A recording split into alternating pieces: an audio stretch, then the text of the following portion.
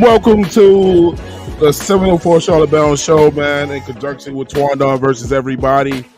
How's everybody doing today, man? Are you guys ready for a fantastic roundtable of nothing but the specialist Panthers fans and podcasters out there, man? Here to tell their stories about the Panthers, here to boost the Panthers up, here to tell the straight up facts on what they feel and how they feel about the Panthers, man. No capping going on today. I'm hoping everybody's having a great Sunday, man. Look, let me go ahead and introduce everybody, bring them in really quickly as we go on. Look, man, we got Mike Lowry is in the building, man. What's going on, Mike? What's good, my brother? What's good? We got Two Growls, One Roar in the building.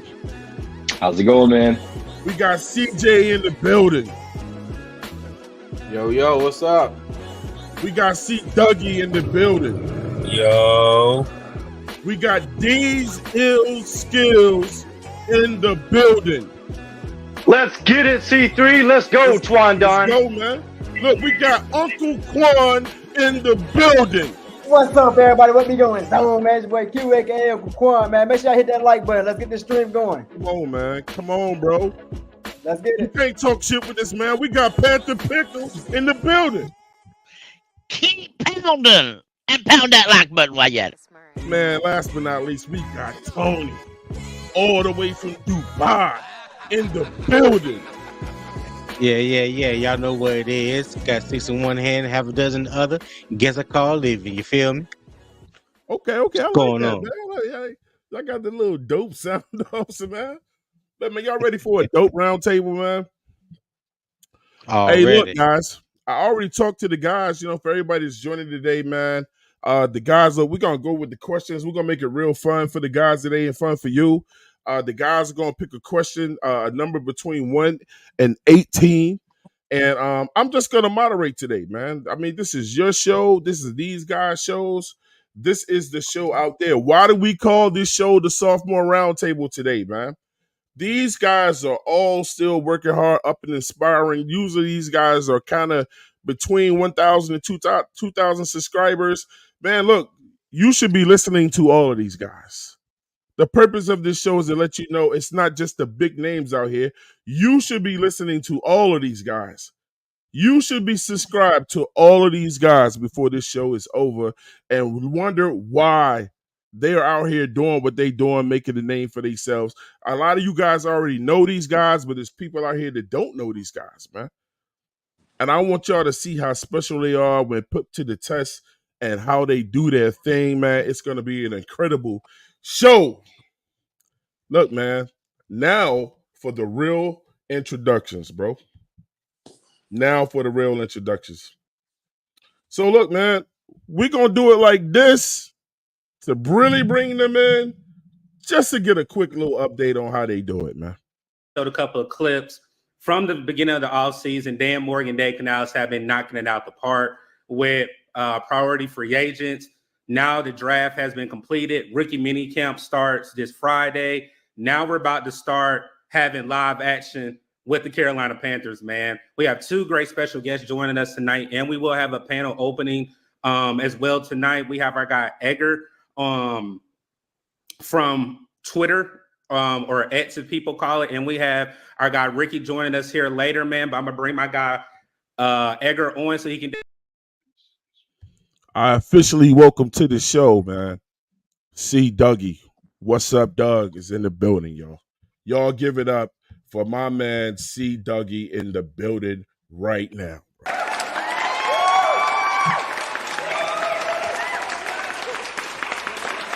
That's what's up. That's what's up. That's what's up, man. That's what's up. Shout out to all the other podcasters out there today, man. That's still tuning in today, man. These guys gonna give y'all a great show, man. Up next, man. Y'all like that? Did y'all like that? Y'all like the introductions? Now everybody nervous because they like, man, what did he pick for me? Up next, man. Here we go. A offering this, Team B is offering this. What's the best case scenario for the Carolina Panthers? And they can sit and marinate on that. So that's why I like the Panthers having pick 33 and just really being in control of their destiny with what they want to do with that. I am a fan, if possible, of trading back. It's hard. I say trade back if there's a chance you can recoup a possibly later second and maybe a fourth. I don't know that you would get a second and a third to move up to, round 2 early in the second round, but I officially welcome to the show, man. 2 growls, 1 roar. Y'all give it up for that man right now, bro. Stop playing with his name, bro.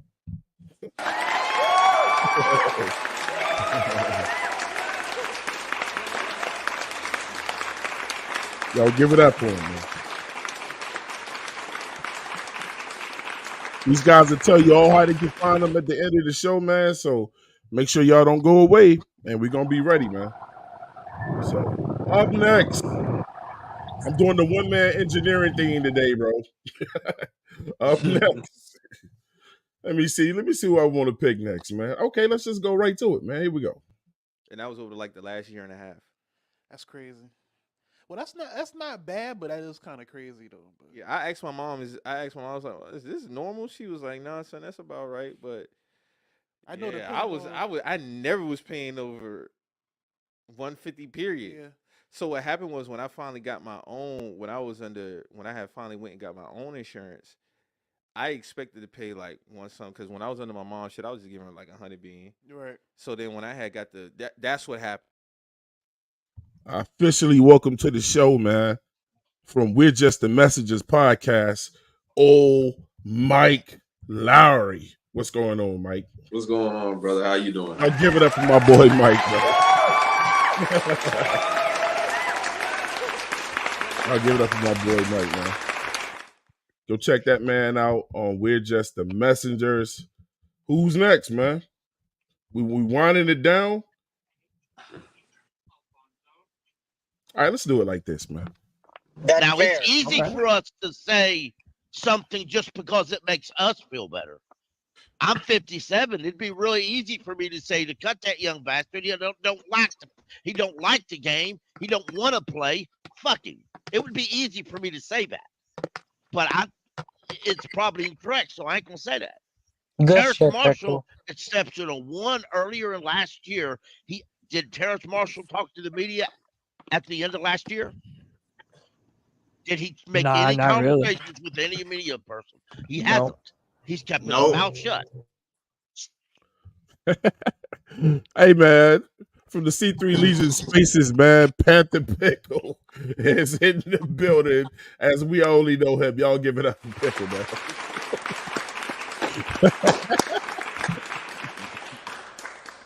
Hey, Pick, was that accurate? Yeah, that's me. Hey, look, man. Up next, bro. Let's go. Young specifically, we're looking at his development and how he did in his first year.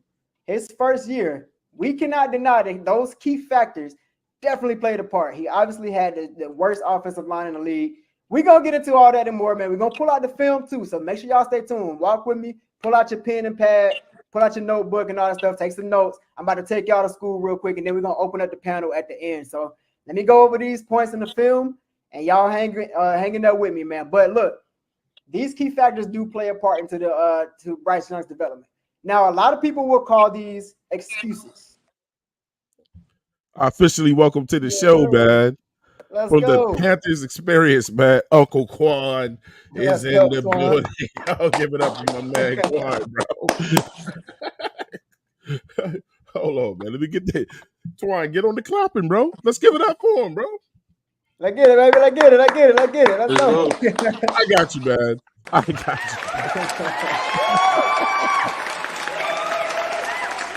I see what you did with that intro. I see what you did there. Okay. Let's get it. Appreciate that, man. Quan in the building, man. All right, we got a few more to go. I'm going to give all these dudes they justice, man. All they just do. All right, here we go. He was in Canales' system last year in Tampa. He's probably another one of those guys you bring in, they know the system, they can help out, get everybody else up to speed. But is he a lot to make the 53-man roster? We don't know.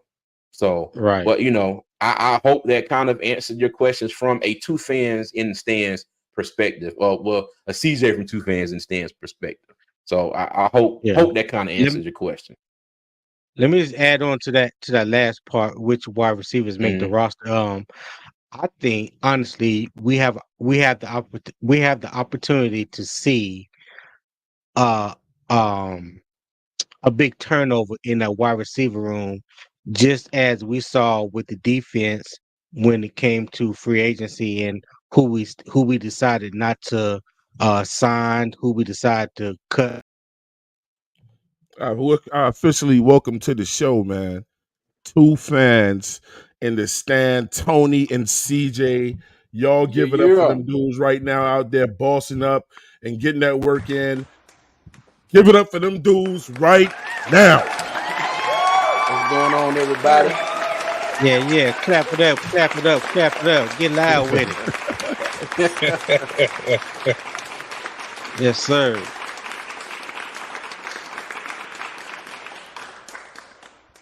There it is, man. Look, got one more. Do we got two more? I think we got one more.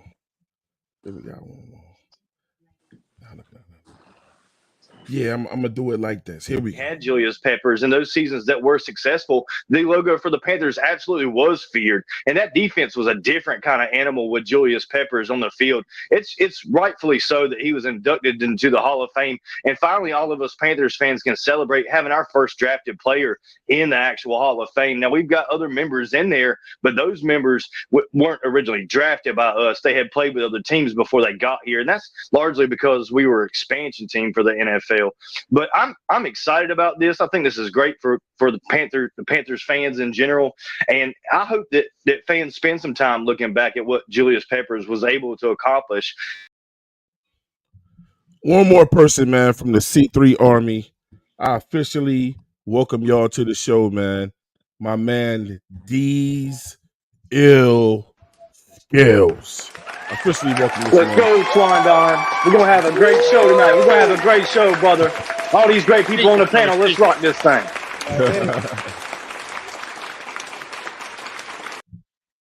That's it, man. Y'all met them all. Y'all know what they do. I'm hyped up, man. Y'all know the rules to the questions. They gonna pick the number. I'm just gonna ask the question and stand back and let these guys do what they do, man. Please allow the person that's doing it first to get their answer off, and then if you guys want to rebuttal, just step in and rebuttal. Everybody's gonna get their fair share of talking time. There will be nobody talking over each other. You know what I'm saying? You ain't got to worry about that. Show these people today, man, why y'all do what y'all do, man. You feel me? Why y'all do what y'all do, man? Up first, man. Look, since I see him first, on my top is Mike Lowry, man. Mike Lowry, what number are you picking between 1 and 18, bro? You said 1 through 18? 1 through 18. 13. 13, man. Let's go to the number 13 question, man. Which one game on the schedule do you look forward to seeing the most?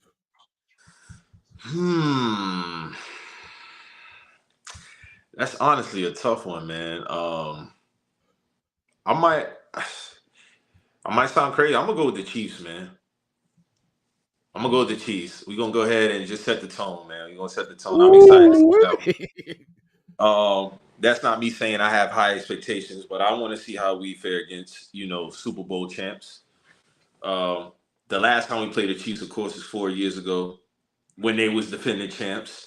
And I felt like we could have came out that game with a W. We didn't. It came down to, I think, Joey Sly having to make a 64-yard field goal to tie the game or something like that. So, yeah, I'm looking forward to the Chiefs game. That'll really tell me how we are as a team. Of course, other games, with that one in particular, with new head coach.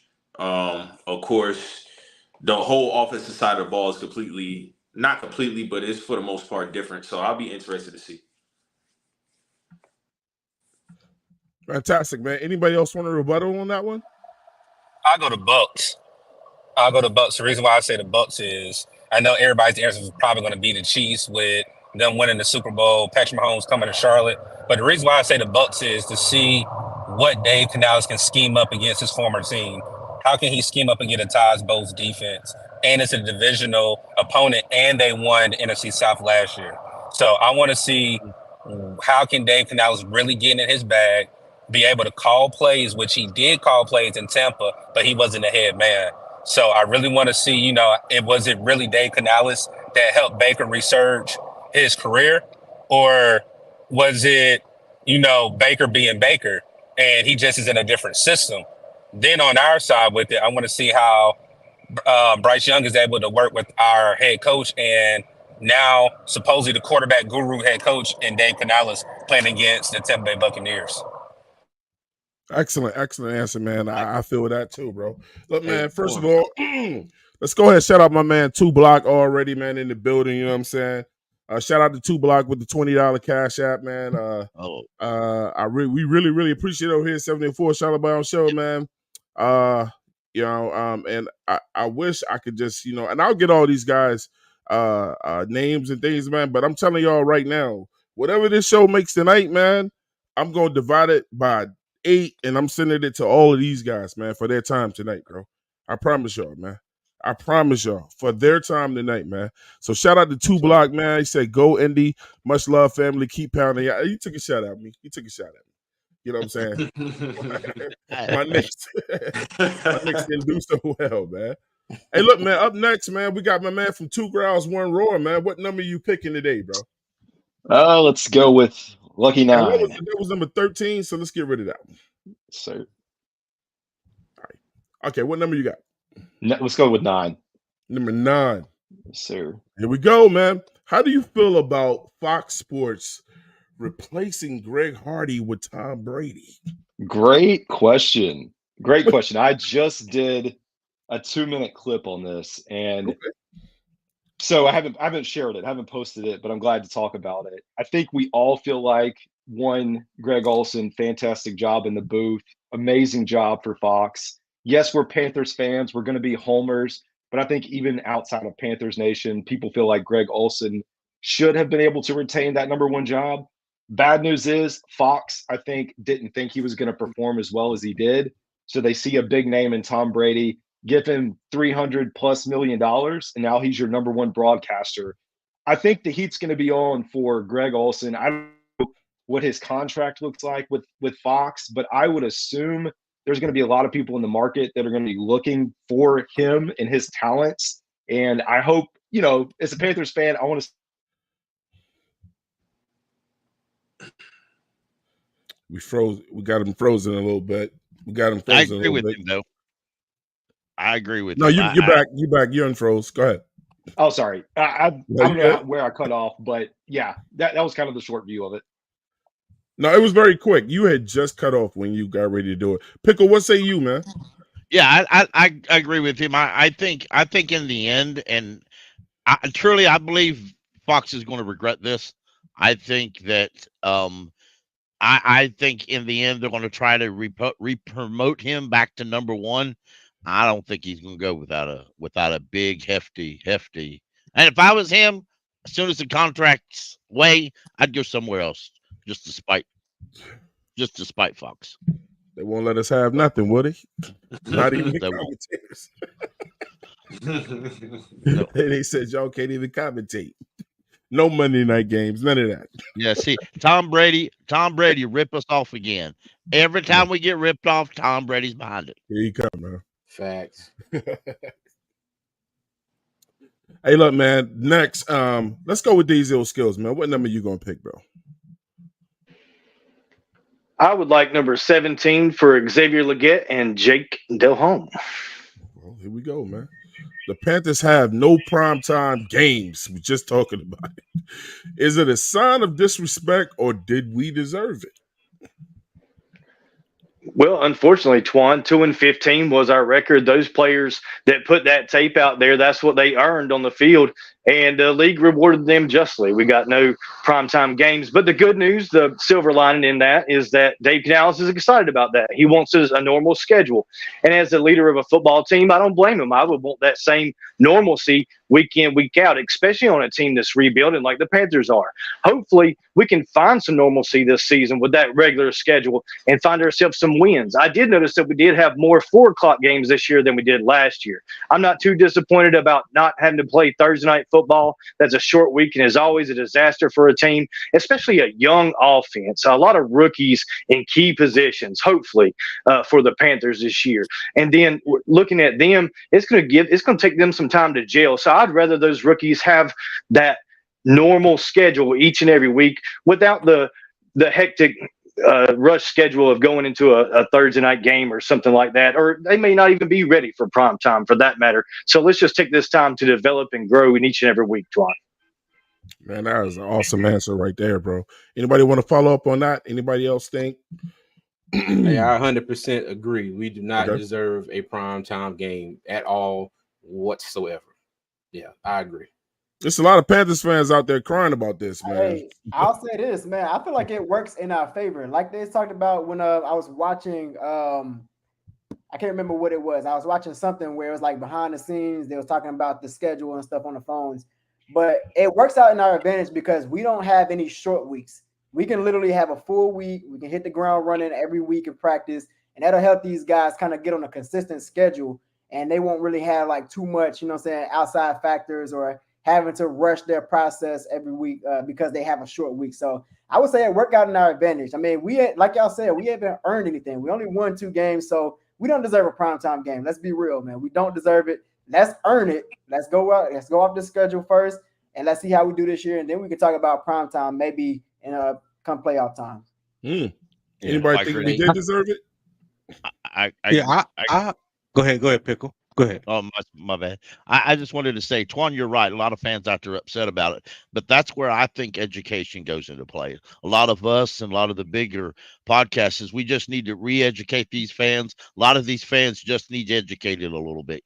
Let's educate them a little bit. Let them know, hey, if you want prime time, you got to play like you deserve prime time. You don't get prime time just because you went to the convenience store and bought you a Coke. So yeah. No, I feel you. Yeah, I feel him on that. I agree with it. I agree with what everybody is saying on the panel, but my only thing was I feel like we should have got one. And CJ and I, we talked about on our show the other day, the Chicago Bears game. I think that because it has a great storyline. We traded away DJ Moore to move on number one last year to select Bryce Young, and with that first round pick that we gave away to Chicago, they drafted Caleb Williams this year. So now you got last year's number one overall pick against number one overall pick this year. So just for the storyline, in week 5, if both teams go into that game, 500, at least 2-2, I think that would do good for both teams because if we 2-2, we've already matched our win totals for last year. So, like I said, just for the storyline, I think that would have been a good game to put on prime time. Wow. That's the game I'm looking at. That's the game I'm looking at. Hey, I'm ready for all the Chicago Bear fans just to shut the hell up. I'm tired of hearing them. Facts, Pickle. Yeah, I feel that, man. That was me. I just wanted to say, all is not lost for everybody who feels like we, got robbed and deserve a primetime game. It's easily remedied. If the Panthers win a primetime game, they go out to win some games, and then maybe they'll force the NFL into the season, is what I would forecast. Later on, say that the Bucks Atlanta game to end the season, if by some stroke of good luck, we are in a point to maybe vie for the division or a playoff spot, a wild card. That may be a way we get one game, but they got to go out there and do it on the field. So exactly, man. It was one thing I take from all of this is Quan said exactly how I felt, and the way I think the players feel is, no short week. I mean, we don't have to worry about short weeks, and I'm gonna be honest with you. I don't think the players are upset. You know what I'm saying? Because they get to rest more. You know what I'm saying? And football, we know how tough of a sport football is. So, I can see both ways on it. CJ, you're up next, man. All right. Let me get number 8. Number 8. How do you feel about Cam Newton saying he would choose CJ Stroud over Bryce Young? It's getting thick now. All right. Now, are we talking about now, or are we talking about before the draft last year? On his last show, 4th and 1. The last time he spoke on it. Okay, so he's talking about picking him now. I don't have an issue with it. I don't have an issue with it at all. I mean, it's his opinion. He's free to it. Me and Tony on our show before the draft, we were team CJ Stroud. We wanted them to pick CJ Stroud, for obvious reasons. But yeah, I don't have an issue with it. I mean, Cam's got the right to say exactly what he wants to say, but I'm in the headspace now where we got Bryce Young. Okay. I pray he does better. I pray we do better as a team, and I'm just gonna rock with him. Hey, CJ. Now I ain't gonna let your ass walk out of that easy. All right, come on with it. You came with the PG answer. Did you agree with him? That's the tough question. Yeah, I don't. Well, let me see. If you're going by what he had on the field last year between two quarterbacks, then yeah, I agree with him. I get it. Yeah, I know. There's some people that want to speak on this one, so go ahead and just go. Hey, Twan, can I chime in on it? Go for it. All right, so I'll say this, and I think you joked about it on your last show. The fan base is torn because of one quarterback, regardless if it was Bryce, and a lot of people want to CJ Stroud. This fan base has been torn since last year's draft. A lot of people were team CJ Stroud. A lot of people were team Bryce. Then when you look at the production of CJ Stroud making it to the playoffs and winning the division, that's where the problem lies. Everybody thought we were a quarterback away. And I made this comment on several people's channels and a couple people's channels up here. We were not one quarterback away. whenever you look at it, yes, I understand our defense is always on top. They're always in the top 10, but offensively, we have never had an identity. Then you look at the pieces that we brought in, and I've said that Scott Fitterer has failed this organization since he's been a GM. From start to finish, when you build through the draft and you look at the money that he was spending on free agents, outside of the draft picks, who's still on this team? Then you think that people thought his offensive line was great. Oh, we have more weapons. Again, like I've said, when you give up 63 sacks, what is your quarterback supposed to do? I understand the blame is going to be on Bryce. Everybody wants to say Bryce is the problem. Bryce didn't block. Bryce didn't catch the ball. Bryce fumbled the ball. Yes, he did, but Miles Sanders fumbled a lot as well. So again, I understand the young man, and I know a lot of Panther fans are upset with it, but he's not the full blame for it. There's blame to go around all throughout that building and throughout the roster. And I think now if you look at what Dan Morgan was able to do, now everything's on him because he has every tool at his disposal. So, let me go ahead and make something. I want to make something clear why I got the moment too is everybody knows all the things I said about Bryce Young, the Bryce sexual movement and all of that. But listen, man, the truth is I also came out and said that, man, I want Bryce Young to be great. I would love to eat crow. So if Bryce Young goes out there and goes 14-3 next year, I still win, bro. You know what I'm saying? Y'all can come after me. That'll be great, man. But we're winning, bro. Look, at this point, I don't care what it takes to win. I also said this. It was not all on Bryce. That whole organization was jacked up. It was not all on him. But the reason why I feel like it went that way was because when you're the quarterback, man, they take the wins. And then people was just like, well, I feel like we have to do it with the losses. But, anybody that loves football and knows it and sees it knows it was not all that man's fault, bro. Not in any way, no shape, no how. The coaching was horrible. We thought we had the Avengers. I don't know what you call that group. You know what I'm saying? But hopefully he got the right people in his ear and he's going to ball out, man. You know what I'm saying? Because we got to get some wins. Yep. Or the fan base will be forever fighting. You feel me? Anybody else want to chime in on that subject? I agree. I don't have a problem with all what Cam said. I think he has a right to his opinion. And how many people, they may not have gone on camera and said it. They may not have told anybody about it. But how many people watched Stroud play in the playoffs last year and say, yeah, maybe we should have took that guy, But you can't go back and change history. You just can't. A lot of us could go back in each individual draft and say, here's the guy we should have took, but we can't. So you take what you got and you move forward. Go ahead. Yeah, Let me get it real quick.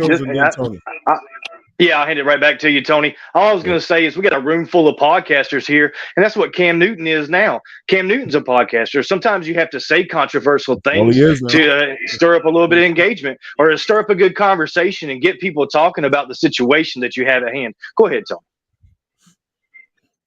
No, what I was going to say was kind of right in line with what you just said, D, was basically my question to Cam would be, what was your thought? What would your answer would have been before the draft last year? Because easy to say, yeah, CJ Stroud would be the quarterback I would have taken this year. Because that's hindsight, looking back based off of what CJ did and what Bryce did last year.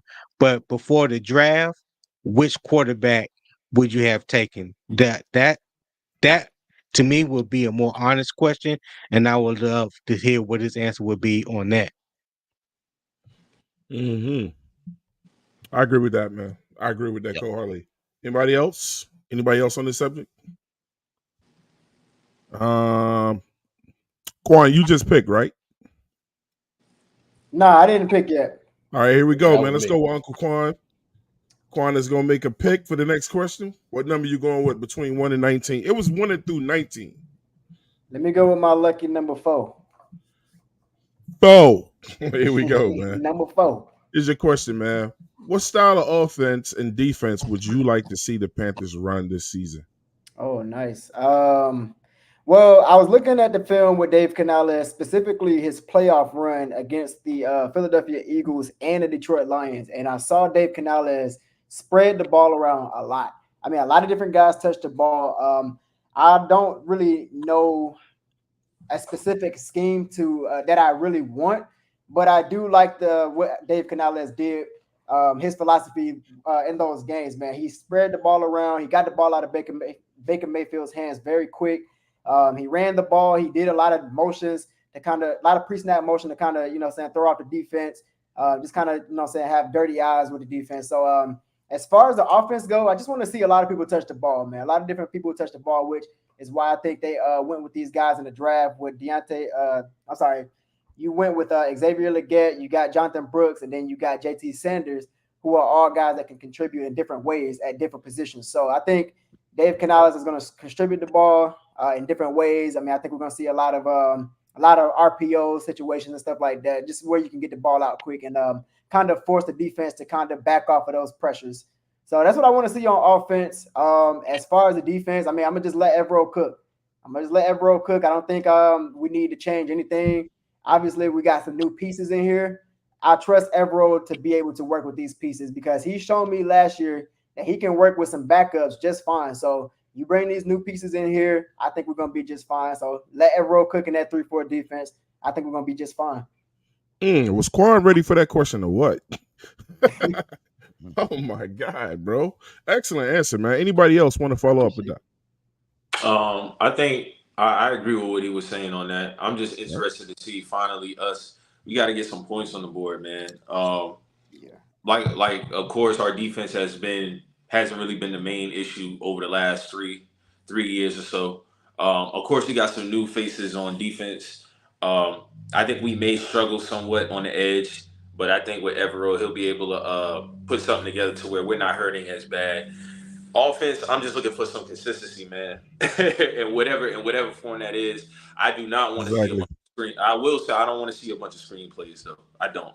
That's something I do not want to see. I don't want to see a whole bunch of screen plays. I'm sick of it. And just being able to hopefully have some plays down the field. As you know, it's an offensive heavy driven league. You know, you got to be able to extend the field. I don't want to see conservative play calling either. Nothing safe. Like we got to be able to take chances. Test. Don't be scared. Like test the defense. I don't care if they got 2 Pro Bowlers back here. You got to be able to keep a defense honest. So hopefully we can have some plays where we're at least trying to throw this ball 30, 40 plus yards down the field.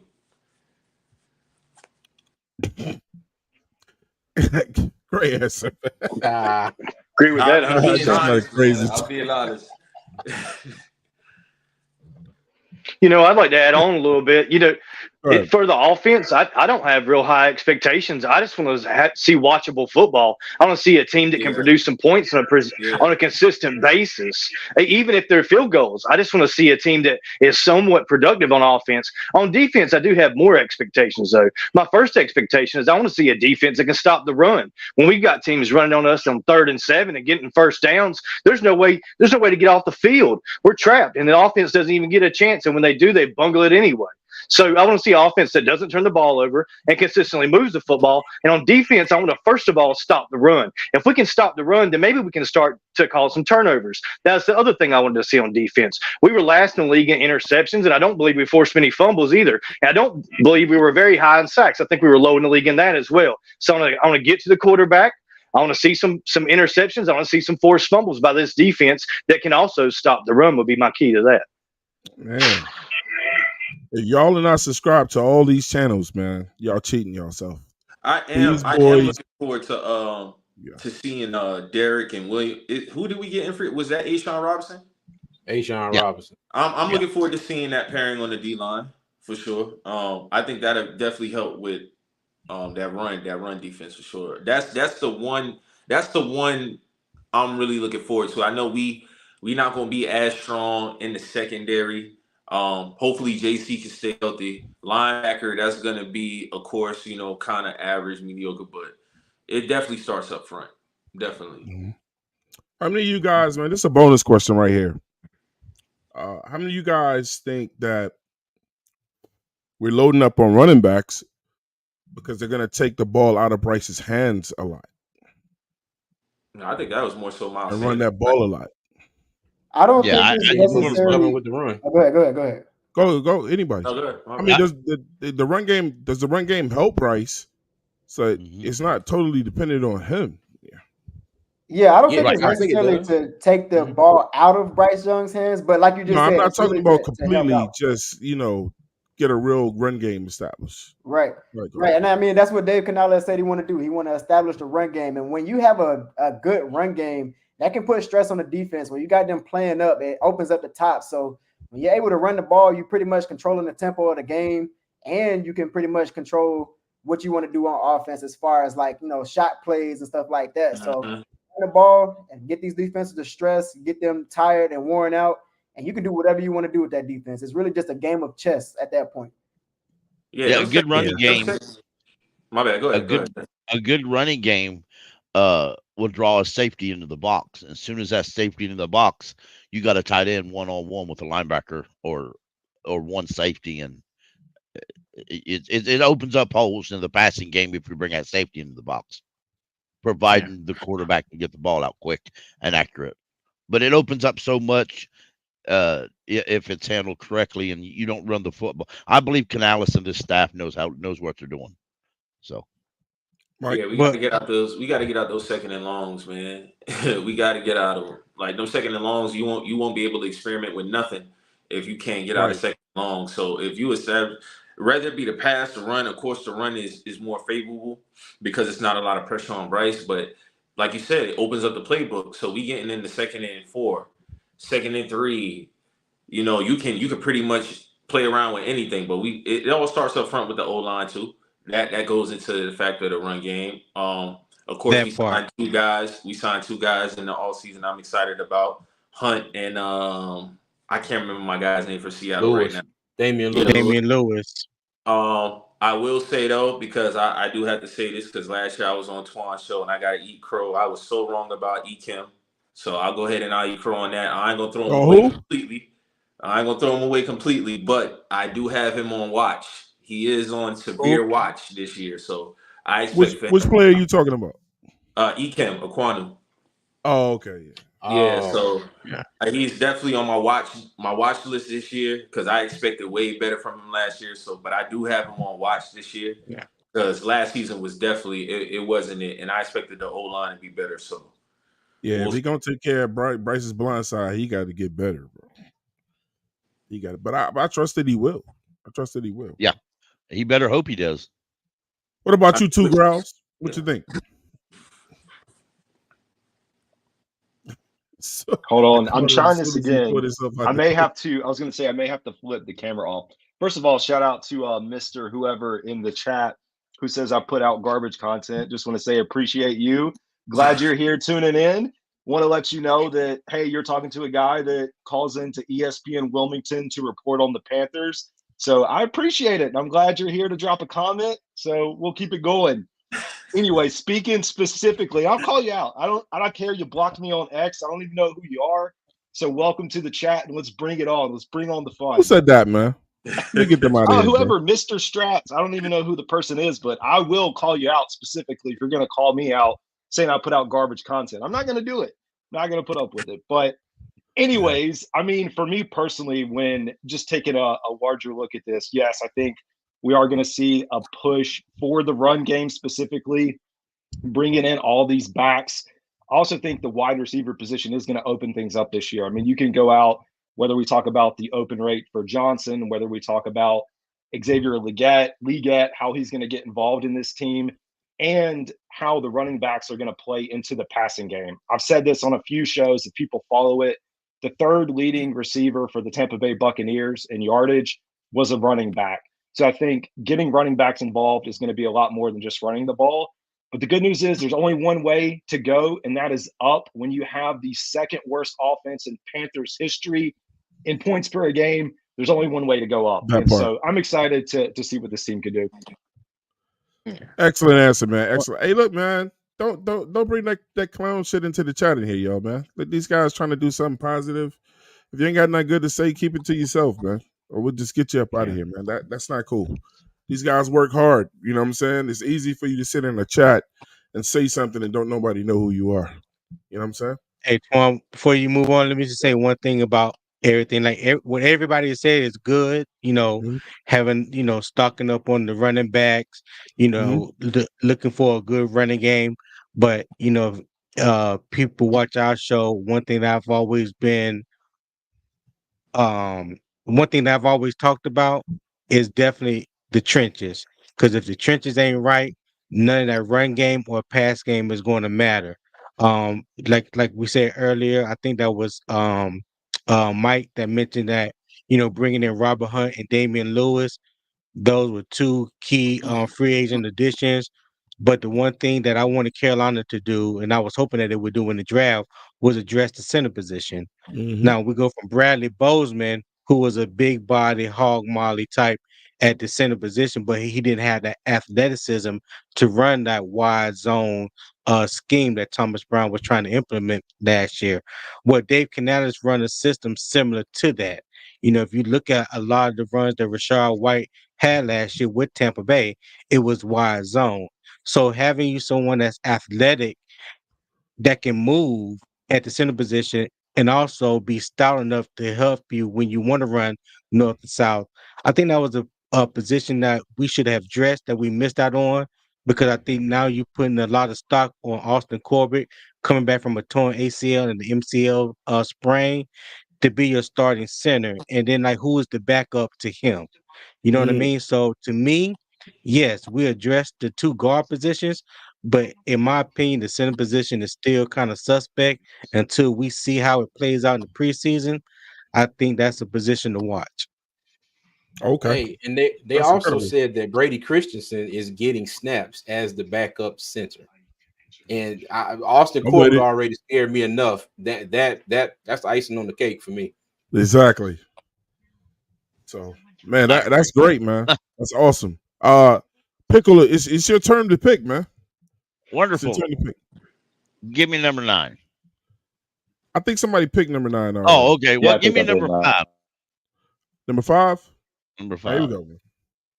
Number 5. What player do you feel could be a surprise trade or cut before the Panthers carve down to the 53-man roster? And before you answer, I want you guys to also know these questions were compiled between myself and the first lady of the 704 Charlotte Bound show, Claire Aries, man.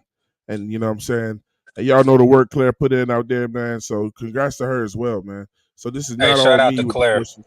Shout out to Claire, bro. But I repeat the question. What player do you feel could be a surprise trade or cut before the Panthers carve down to the 53-man roster?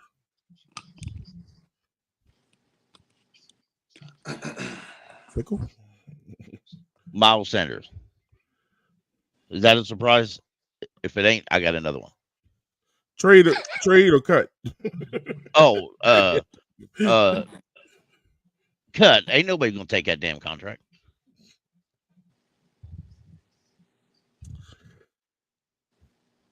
They just cut. that simple. Miles Sanders. Can you not hear me? Miles Sanders. Cut. He just said Miles Sanders. He's simple to the point. Yeah. Miles Sanders. nobody's gonna take that contract. I would imagine he gets cut. I'd like to trade him for a conditional 7th round pick in like 2030 or something, but there ain't nobody gonna take that contract. Hey, Pickle, what about Ian Thomas? Doug, you got it. I was saying Ian Thomas. I know it's a lot of people on this panel right now that wish Ian Thomas does get cut. I know one person makes me laugh every time. One person always made me laugh.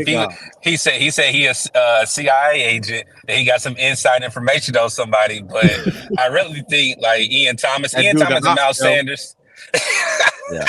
I think Miles Sanders and Ian Thomas are on the top of everybody's list. I agree about Miles Sanders, about Ian Thomas, but my issue with Ian Thomas is if you look at the depth chart and you take him out of the picture, you got your rookies Sanders, and you have, of course, Tommy Tremble. You ain't got nobody beyond that. I know you got Sullivan. Pickle. I know Sullivan, but Sullivan ain't. You know what? Sullivan is a little faster than Ian Thomas. I'll give you that. Other than that, I don't see much difference in the two. They both drop passes. Sullivan will get open quicker, but if you can't catch a ball, it don't matter how much you get open. So that's my opinion. I'm over Ian Thomas, honestly. Like, Man, I want Ian Thomas to be good so bad. He's taking up space. Like, it's just he done ran his course. It would be either him or Miles Sanders. I'm with one of them. A surprise. He's been through 3 different regimes. Yeah, because I mean, Ian Thomas been with us since 2018.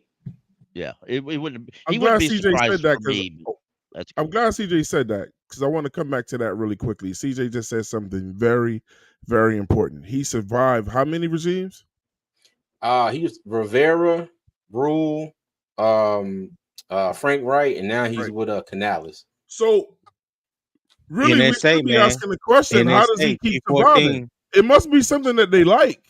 Probably blocking. I don't know. He's a Shaq Thompson on the offense, ain't he? NSA, man. People, his mama didn't work for the NSA, man. Yeah. Hey, man, shout out to Ian Thomas, man. They trying to get your job, man. I'm sticking up. Hey, we could trade him for some gym equipment, man, and move on, dog. Hey, man. Now, in the OTA, he looks pretty healthy. We might stick him as a backup left tackle. I've been trying to get rid of Ian for 4 years now. Listen, who knows? He might be better. I see Paul Mancini in the comments. Shout out to Paul. What's happening, my guy? He says Sullivan Trimble can't block well. I just totally disagree with that. I think Tommy Trimble right now is the best blocking tight end that you have on the squad. Better than Ian? Remember, I agree. Yes. Okay. If you go back and watch games, watch films, Ian Thomas a lot of time was had the wrong angle. A lot of times you always see not Tommy Trimble. I keep saying Tommy Trimble. You keep seeing Ian Thomas on the ground. Tommy Trimble, as far as being an all-around tight end, he's a better blocker. He's more aggressive in his block. He has a better base. He know how to take the proper angles. That's something that Ian Thomas don't have. And I don't understand for the life of me why these coaches come in and say, oh, yeah, well, Ian Thomas is a great blocking this and that. Well, if he's such a great blocker, then why did y'all give him reduce his pay? He went from 6.5 to 1.3 or $1.4 million this year. So outside of that's the only reason that I can see that they kept Ian Thomas, that he's sticking around this year, because the value matches his production, which is none. Man, y'all got Ian Thomas driving home every day like this, man. I hope he drive past his house. I hope he drive past his house. You see the car seats. You see the car seats behind him, right? Yeah. When Ian Thomas is blocking, the only person on their butt more than Ian Thomas is Chandler Zavala. Yeah. And you got to think it's going to get to the point where when Ian Thomas is in the game, they're going they're running the ball. Yeah. Because that's really all he brings is he's only going to be in there for that. Yeah. Good point, CJ. Good point. That's a good point. Is that everybody? Has everybody picked, or did I leave somebody out? No, I haven't picked. I think Tony and myself haven't picked. Go ahead, Tony. Okay, Tony and C-Dog. Tony, it's on you, man. Well, I say, we're going to go with all the Cam Newton fans, as Cam Newton is a legend in Panther Nation. Let me go ahead and get number one. Number one, man. Let's go. If Evero coaches well this year, is this his last year in Carolina? It very well could be. I know the last 2 or 3 hiring cycles he has had interviews with other teams. But one thing that bothers me about the interviewing process, and I know we all familiar with the Rooney Rule, is like when you have these African American coaches that's up for these head coaching jobs, it's always kind of suspect because you don't know what's real or what's and what isn't. So it's like, what is the seriousness in these teams inquiring about certain guys? You know what I mean? So, but I do think that with winning cures all. If you got a defense in the top 10, top 15, and they're producing, and your team as a whole is winning, I think that betters your chances to get a head coaching position out there. But hopefully, if he do leave, there's someone that can that can be promoted within, hopefully, that can continue that 3-4 defensive scheme that we're running now, that we're in year 2 of in the Evero system. Because I don't think it would benefit us to blow that up and then you starting all over again with another defensive scheme. Excellent answer, man. Anybody else want to rebuttal on if Evero coaches well this year? Is this his last year in Carolina? Yeah, I think it will. I think it will be because he had a lot of attention on him last year, and if he continues to grow, I think he'll get an opportunity somewhere else next year. Because like you said, our defense really hasn't been an issue lately. Just hopefully, if he was to, take another route, we can bring somebody in there to basically, keep the ball rolling. And that's one thing, because even if we look over these last 4 years, I just honestly want to get back to a place where we just got equal balance on both sides as far as production, because it's like we already knew 2020 we was taking a hit on the defensive side. Offense was putting up better numbers than the defense as far as production. Then we get to 2021, 2022, defense was handling his business. Offense can't do nothing. We get to 2023, same thing. Defense, putting us in positions. Offense get the ball stagnant.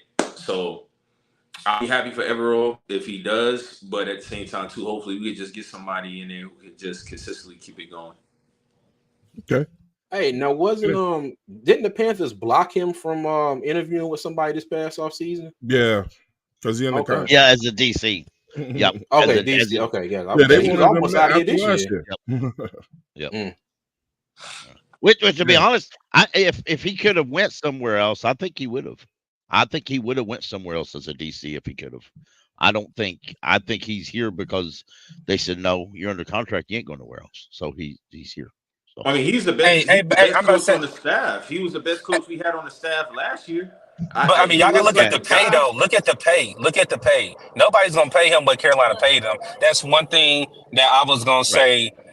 David Temper did right by the coaches. He made sure some of these coaches were the highest paid coaches in the NFL, and some of these coaches were making more than some NFL head coaches. So I don't think necessarily that he was gonna leave for another DC job. He was actually making good money, and I think he even said him and his family, and going into his second year, they were more comfortable in Charlotte. So that's just my opinion. But I don't think he would have took another job for the money that he was making. And the defense, where you look at, he was bringing in talent that he wanted to actually have a better opportunity to get in the head coaching job next year. He brought in guys that were familiar with the scheme, but they weren't just plug and pull people that we did last year. These players had their best years underneath his scheme. So I think that needs to be looked at as well. That's a good point, C-Doug. That's a good point, bro.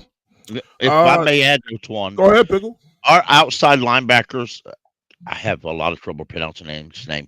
Timpa Luca, he's an outside linebackers coach. He was blocked. We blocked him from interviewing for the defensive coordinator job for the Giants. He's been a defensive coordinator for Boston College before. So we've got a few guys on our staff who could take over as but a lot of them would be and the defensive line coach, Todd Walsh, was a defensive coordinator for several years for the Jaguars. So we've got a few guys on staff already who could be defensive coordinator, but how good will they be? That's kind of up in the air. So I think that was one of the best things that happened for Carolina this year was keeping that defensive coaching staff intact, keeping the coaches intact, keeping the defensive scheme intact.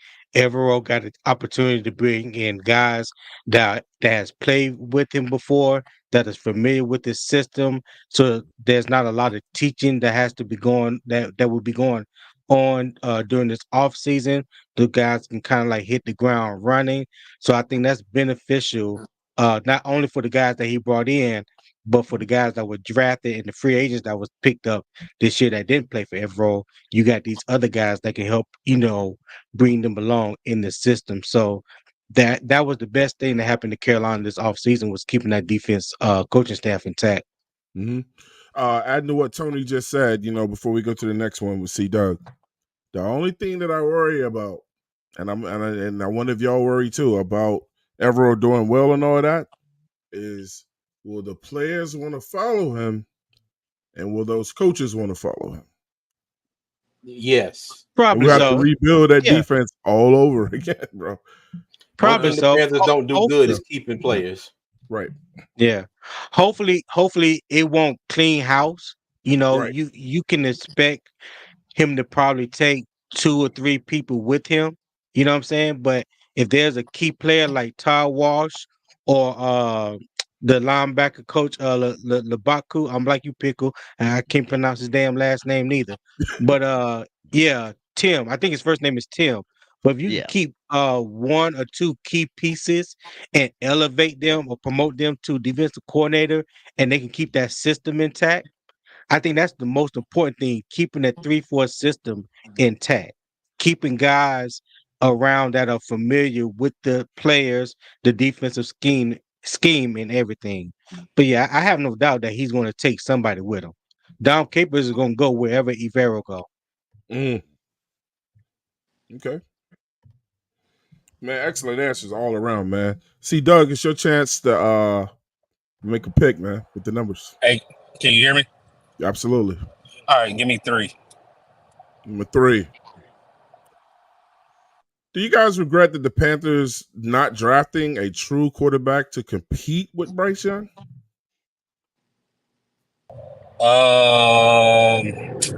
No, not really, because again, if and it's hard to take coaches' words. Meaning, what I mean by words is when they have these pressers and actually tell us what they want. They want a veteran in that room. They just don't want a rookie. They want a veteran that can actually push Bryce and help teach Bryce along with Andy Dalton. I know you got people around here saying, "Oh, Jack Plummer or Jake Plummer, whatever his first name is going to take Bryce's job." No, he's not. Again, I mean, we've all seen it, and I make jokes of it. But if you can't throw a 5-yard slant in rookie minicamp, you're in shorts and no shoulder pads and helmet. How can you wearing a helmet, but how can you really compete with Bryce? Bryce at least looked good during training camp and minicamp. I think that's one thing that I think a lot of people did want Spencer Rattler out of South Carolina to come. You had Milton out of Tennessee, which the Patriots double back and got a quarterback. For me, I think it's a relax. One thing I was glad what Aaron Rodgers did when he told the Green Bay Packers with the word relax. I think a lot of people are hitting the panic button because of what's going on with the situation of the offense. Outside of that, I'm not worried about it. I'm not worried about it, and I think a lot of people need to put respect on Bryce's name, and I stand on that. Anybody else want to rebuttal to that? Yeah, I don't think they would have. I'm good that they didn't draft a quarterback. I want Bryce to go in this year saying this is my job to lose. If to me, in my own opinion, if you would have brought a quarterback in to challenge him, it would have been another excuse by certain fans. If he would have failed, it would have been, well, you didn't have no faith in him. What do you expect him not to work out? I'm glad they did it this way. I have a lot of hopes he'll come out slinging it, and he'll prove a lot of people wrong, because I've got a long list of people I'm going to hit up when he proves them wrong. Yes, sir. And now, if he don't, then we'll move on to the next guy. So, I want to chime in on that. You said you can you read the question off one more time though? I want to make sure I'm not. The question really goes: does anybody regret that the Carolina Panthers didn't draft somebody to come in and compete with Bryce? So, in order to draft somebody to come in to compete with Bryce at the quarterback position, you got to draft high. So, if you draft a quarterback in this draft high, that would have been the dumbest thing you could have done. We got so many holes, and we talked about it earlier. We still haven't even gotten a center in the draft. So, you go and get a quarterback high in the draft. That would have been very questionable, a very puzzling pick. I mean, I get it. Yeah, you do want to challenge Bryce Young. You want to beef up the competition around your position groups, including the quarterback position. But bring in another veteran. I mean, well, obviously they got an undrafted free agent. But, I mean, as far as like really competing with Bryce. There's nobody on this roster that's competing with Bryce for that spot. It's Bryce's job to lose. I mean, if he goes down with an injury, then we're talking about Andy Dalton stepping in or something like that. But yeah, this is Bryce's job all the way through and through, man. This team is building around Bryce Young, so drafting a quarterback high in the draft just wouldn't have made sense. Now, I can understand if this year just doesn't work out, Bryce Young stinks it up, and we go win another 2 games this year, then we're looking at another quarterback high in next year's draft. But this year, it definitely wouldn't have made sense to draft a quarterback at all. Okay. Hey, Twan, can I repeat? Or I'm looking at the chat. Hey, bro, you don't have to ask me. This is your show. Well, no. Like I said, I just want to be respectful because I don't want to sound angry or I don't want to sound like I'm going at somebody. But I'm tired of fans saying Bryce sucks. Like one people got to understand, Bryce did not block for him. The coach did not want him. The weapons that we had. One thing that, I've talked to some of these people behind the scenes. One particular person sent me a video about DJ Chark. Everybody can say, oh, DJ Chark was this, DJ Chark was that. The very first clip, you see DJ Chark get jammed, and it's like he got scared. I understand he had a great game against Green Bay. Whoop-de-doop-de-doo. Other than that, what has he really done for Bryce Young outside of that game? And then you look at Adam Thielen. Adam Thielen did not think he was supposed to come in to be the number 1 target. Miles Sanders, we overpaid him. You already heard Pickles say he's his number 1 target that he wants to be off this team. Everybody can blame Bryce, but again, like I made a comment earlier, everybody wants to blame Bryce, but who else are y'all going to blame? Yes, the quarterback does take most of the blame whenever you lose. I agree with that. Bryce was not great at all. I will stand on that. But I think when your GM, your new GM, our new GM, Dan Morgan, comes out and spends $150 million on the offensive line on the first 2 days, that should tell everybody that they knew this offensive line was trash. Then if you look at the retaining pieces that we brought in the offensive line, we didn't bring anybody back that we cut or their contract ran out. So again, I understand that Bryce sucked it up. He looked bad. And then let's really talk about what's going to happen going forward. Again, everybody wants to stay in the past and say, oh, Bryce is this, Bryce is that. If he shows what he can really do, what are you going to say then? Mm-hmm. Twan already said that, it's putting fire underneath him to say, I want my quarterback to do good because I'm a Panther fan. But all these other people that want him to be trash or they say he's trash, just wait. Whenever he does have weapons, he has the protection, and he's able to show what he was able to do at Alabama. I'm gonna be the first person to eat crow because I wanted. Hey, look, but that O-line last year was fucking trash. It was. So was I the don't GM. know what quarterback could do anything with that line together. So.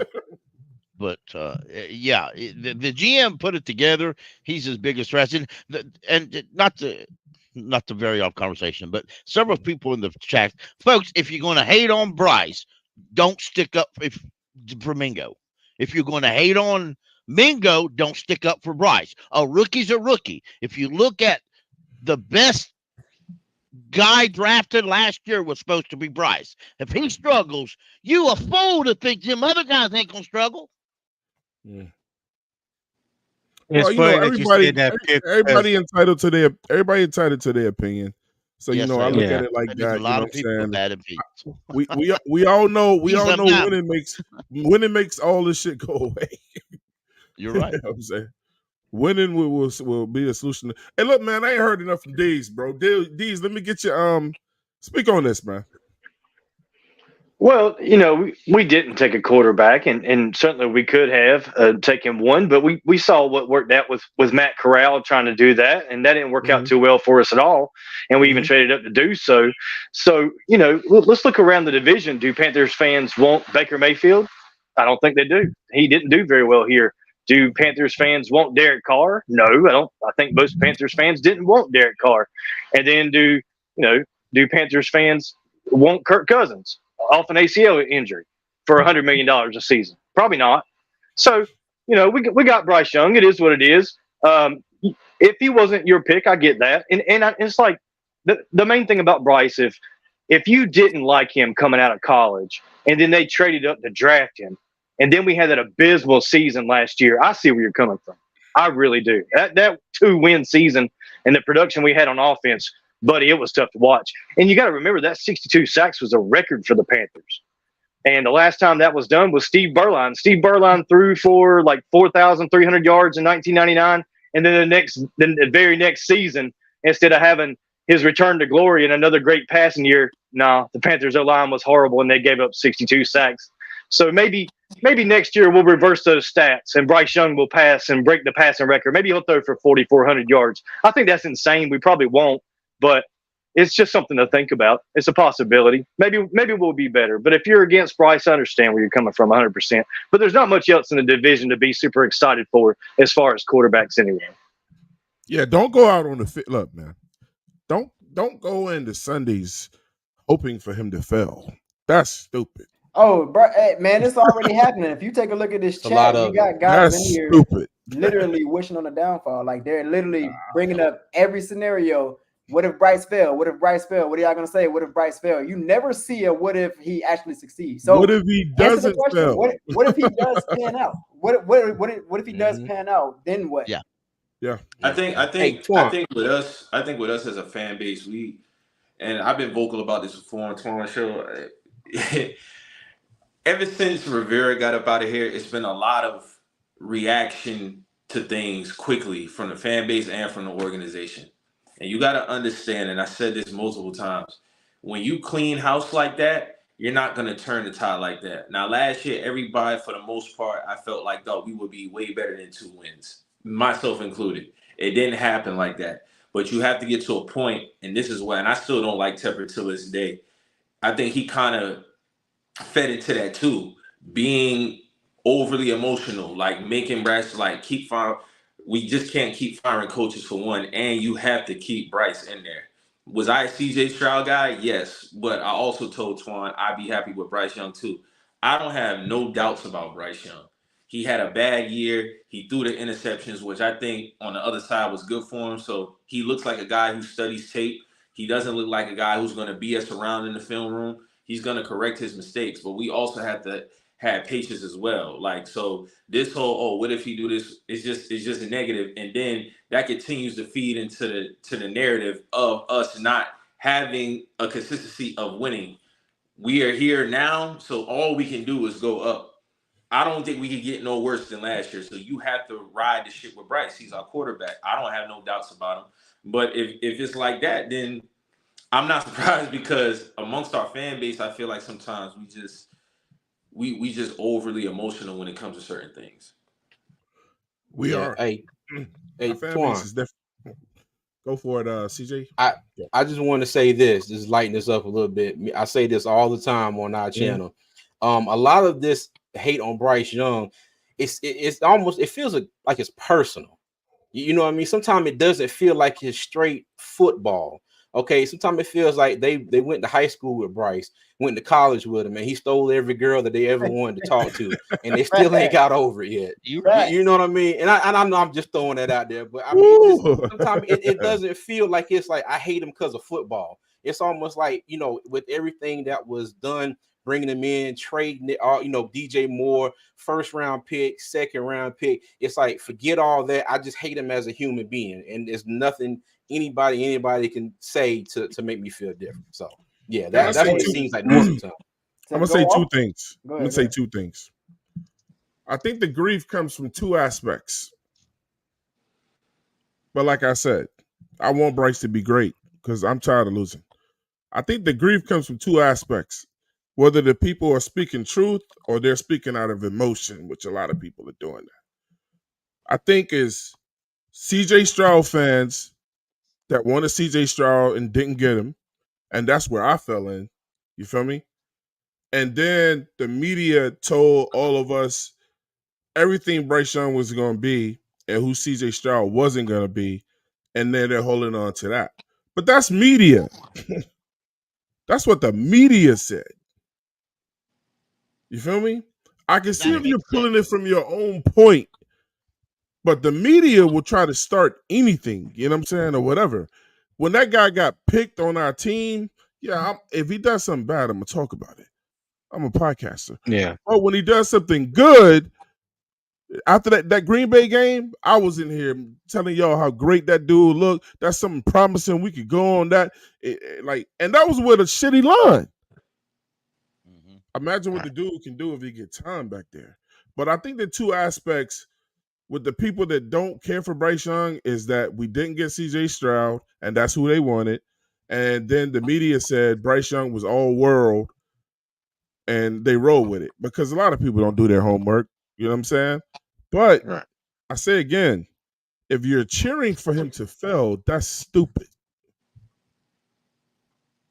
I definitely You're not question. a I Panthers fan, definitely bro. question if you're a Panther fan at all, if that's what it is.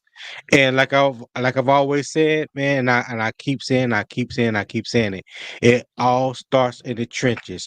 I don't care if you had Tom Brady, Brett Favre, Aaron Rodgers, or whoever behind center last year for the Panthers.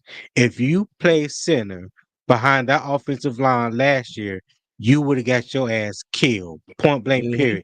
It doesn't matter whether you 6'6", 250 or 5'10", 190, or whatever the case may be. You would have got killed behind that offensive line in the scheme that the Panthers put forward under Frank Wright. There's nothing a quarterback could have done by himself. Football is the ultimate team sport. It always talk about 1 of 11. So it takes 11 people on each side of the ball to come together as one to get a job done, to accomplish a mission. There's not one quarterback that can come to a franchise and just turn a franchise around all by themselves. You look at the revolving door that we had a left guard and right guard. Like CJ mentioned earlier, the first thing that Dan Morgan did in free agency is went out and solidified the guard positions. Because we all know how terrible the guard positions was last year. It was horrible. We all know about football. The interior offensive line is the main part of the offensive line, or any offensive line. If you want to have your quarterback step up in the pocket to complete throws, or get time to throw, then you have to solidify the interior of the offensive line. The interior of our offensive line last year was garbage, juice, trash. Point blank, period, full stop. Said it was garbage juice, bro. That well spoken, CJ. If I can add too, and I agree. And the scheme under Frank Wright was snap the ball and hope for the best. And that's just what the scheme was. He didn't have any scheme. Frank Wright came in here with an idea of one guy, he got another guy. And then the offensive coordinator had never been an offensive coordinator before. And all of a sudden, hey, I can do this, and he couldn't do this. So you can't. Some folks can't always blame it on the quarterback. They can't always blame it on. It's a combination of clusterfuck.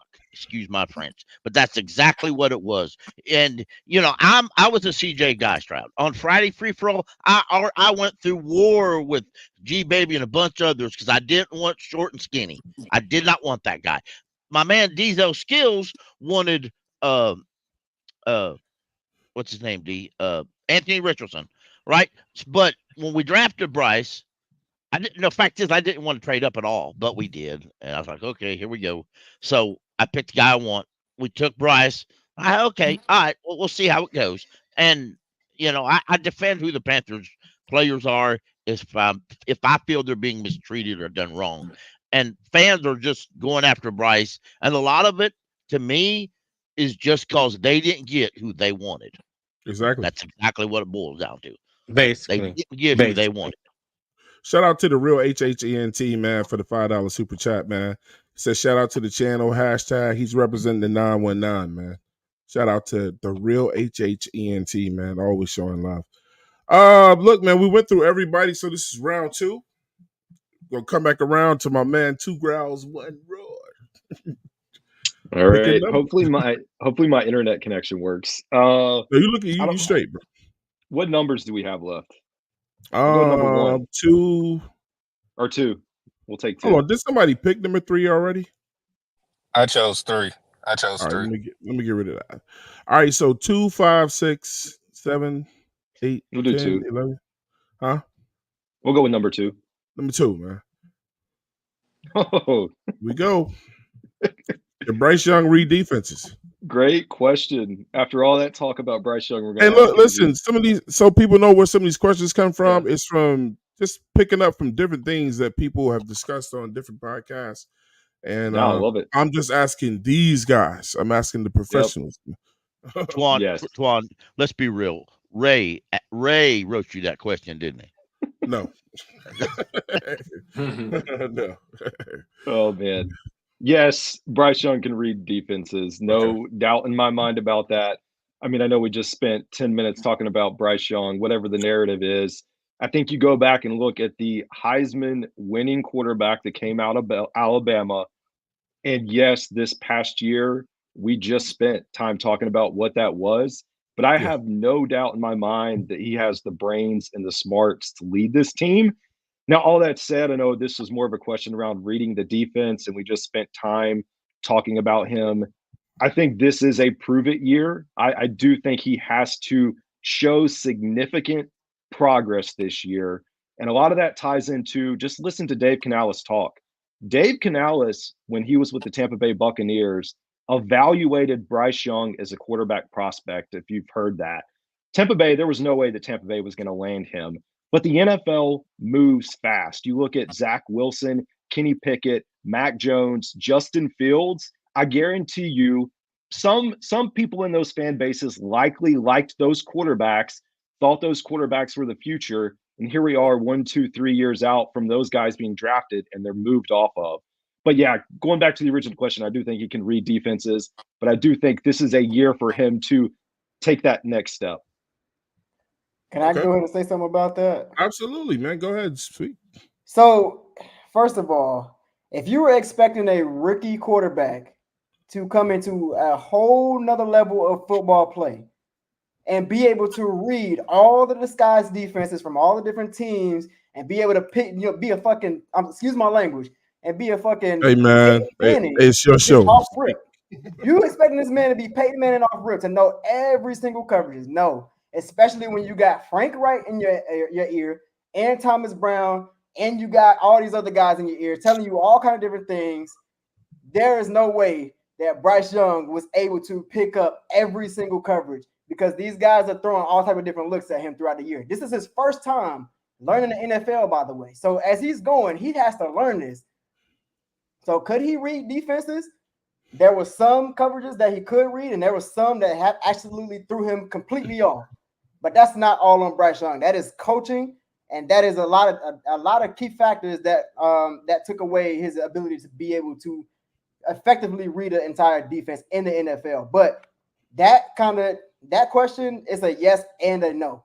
So yeah, man. I mean, I like the way you flipped that though. I like the way you flipped it. Back and forth with the play calling. Mm-hmm.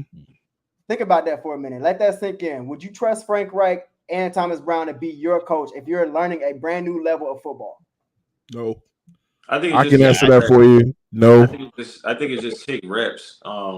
Just to piggyback what he said, Peyton Manning he still got the record for most interceptions, I think, thrown by a rookie quarterback. And then Peyton Manning became a wizard. He became a genius. So it's just all about reps. It's all about time. Like I said, the interceptions that he threw last year is gonna be good for him as far as going back and reviewing tape. Like, of course, you're not gonna pick up everything on your rookie year. It doesn't really work like that. So, do I think Bryce Young can read it? Definitely. Like, I don't think they would, and I didn't see a guy who would be like, nah, like we can't take him number one. He has the ability. It's just all about just going out there and actually executing it. I think Bryce would be fine as regards to that. Okay. Hey, Twan, only thing I gotta say is, C-Dog, I see what you're saying. And the only thing I'll say is I hold Bryce accountable when he mess ups as well, but we'll see. We'll see who gets the last laugh. That's all I gotta say. Hey, is that C-Dog ass, bro? Hey, C-Dog in the chat talking about some rise up. Nah, that ain't a good look. C-Dog, come on, man. Man. Get your ass out of here. Bryce performed like a rookie quarterback. He really did, with no coaching and no help. I mean, the coaches he had were arguing about who was in charge. And those of you need to understand, read your own sign. There used to be a thing way back in the day called "There's your sign." For folks, a lot of folks in the chat, there's your sign. You said they said this. Well, you're right. Scott Fitterer, who's no longer employed with the Panthers, said he could read everything and do everything and be everybody. He couldn't. Not last year with the leadership under Scott. Frank said the same thing. Frank's gone. After Frank said all this, slow your roll a little bit. The guys who lied to you are gone. Here's who we have.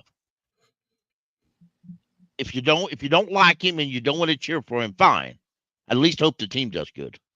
I mean, hoping for Bryce's downfall is hoping that the team fails. That's not a Panther fan. I'm sorry, I've said that before. I don't see how you could. I don't see how you could be a. Well, I'll just leave it at that. Hey, I'm gonna help you out with that. So, since 2019, we have seen a different starting quarterback every single year. Are y'all not tired of that? Like, y'all not tired of that? We had to literally go into free agency and get these old quarterbacks and expect them to be something and try to revive their careers with us. Sam Darnold, Teddy Bridgewater, you know what I'm saying? All these guys that we brought in, we expected them to, you know what I'm saying, uplift our team, and we still going quarterback after quarterback. So we finally got a guy out of the draft that we can kind of develop for ourselves, and y'all already ready to throw this off after one bad year when we've seen historically in the NFL, quarterbacks come in and struggle their rookie year and be able to turn it around almost immediately. Look at Joe Burrow. Look at Matthew Stafford. Look at Jared Goff. Take a look at Trevor Lawrence. Take a look at these guys around the league, man. This has happened before. So giving up on this guy after the first year is absolutely crazy to me. And then, like y'all said, man, it seemed like it's a personal hate, which is crazy. I mean, I thought we were all tired of going quarterback after quarterback, but I guess I don't know. I crushed Bryce Young because of the first year. It's a new year now. It does nothing and does him nothing and does the team no good to wish for them their downfall. It's a new season, man, and therefore you got to give him treat it like the plate is clean. He got another season to prove what he's got, and bro, I want to eat crow. Bottom line, you know what I'm saying? Shout out to the real HHENT again. He said the reason a lot dislike Bryce is most wanted CJ, and CJ performed too. What we gave up for him, 3. Bryce performance, first pick not making the team better. Yeah, but that wasn't Bryce's fault. It wasn't CJ's fault. And I hand it to whoever spread the garbage about the S2 test being great. Congrats, dude. You got your way. That's exactly what happened there. Does anybody know what the S2 test is? Speaking of the S2 test. It's done in Nashville, Tennessee. That's a test for something that has nothing to do with playing football. Right. That's a test for MLB pitchers. Help me out, 2 Growls, 1 Roy. That's a test for MLB pitchers. Why are quarterbacks in the NFL taking that test? You know? Oh man, look, up next, CJ, man. It's back on you, man. All right, let me anybody pick 16? Nah, not at all. But you did. Let's go, man. Which one game on the no, we already did that, didn't we? Okay. I think we already did that. Yeah. Let me do 17 then. 17. We already did it. 14. We got 5, 6, 7, 8, 10, 11, 12, 15, 19. 15. 15. We took Leggett, or however you pronounce his name, as our first pick. Was that the correct pick, or who would you have taken instead? I believe Leggett. I believe he was the right pick. I mean, you look at his skill set. He can stretch defense. He can get the ball down the field. He ran a 4.3 40, which, you know, going into the combine, I didn't think his 40 time was that fast. But, you know, a lot of people say game speed versus his 40 time. And in the game, you can see it. He takes off. He is gone. Big body receiver, has great hands. He can go up and get the ball. If you look at the game they played versus UNC last year, you know, which is my favorite school, look at some of those catches that he made downfield. Balls coming down. He has a good ability to jump and, you know, and high point the ball and catch it in the right spot. And I do believe, like he said he was not asked to run, certain routes in college, but he's come out and said, I can run the whole route tree. And if you look at what he came out, the video he had the day after the draft, I do believe it was, he was already out there working. So I just believe it's all about polishing, polishing his route tree a little bit, since he wasn't asked to run those routes in college, and he's going to be running those routes in the NFL. But yeah, I just think it's polishing his game. He has the hands, he has the speed, he has the size. So, I definitely think it was the right pick.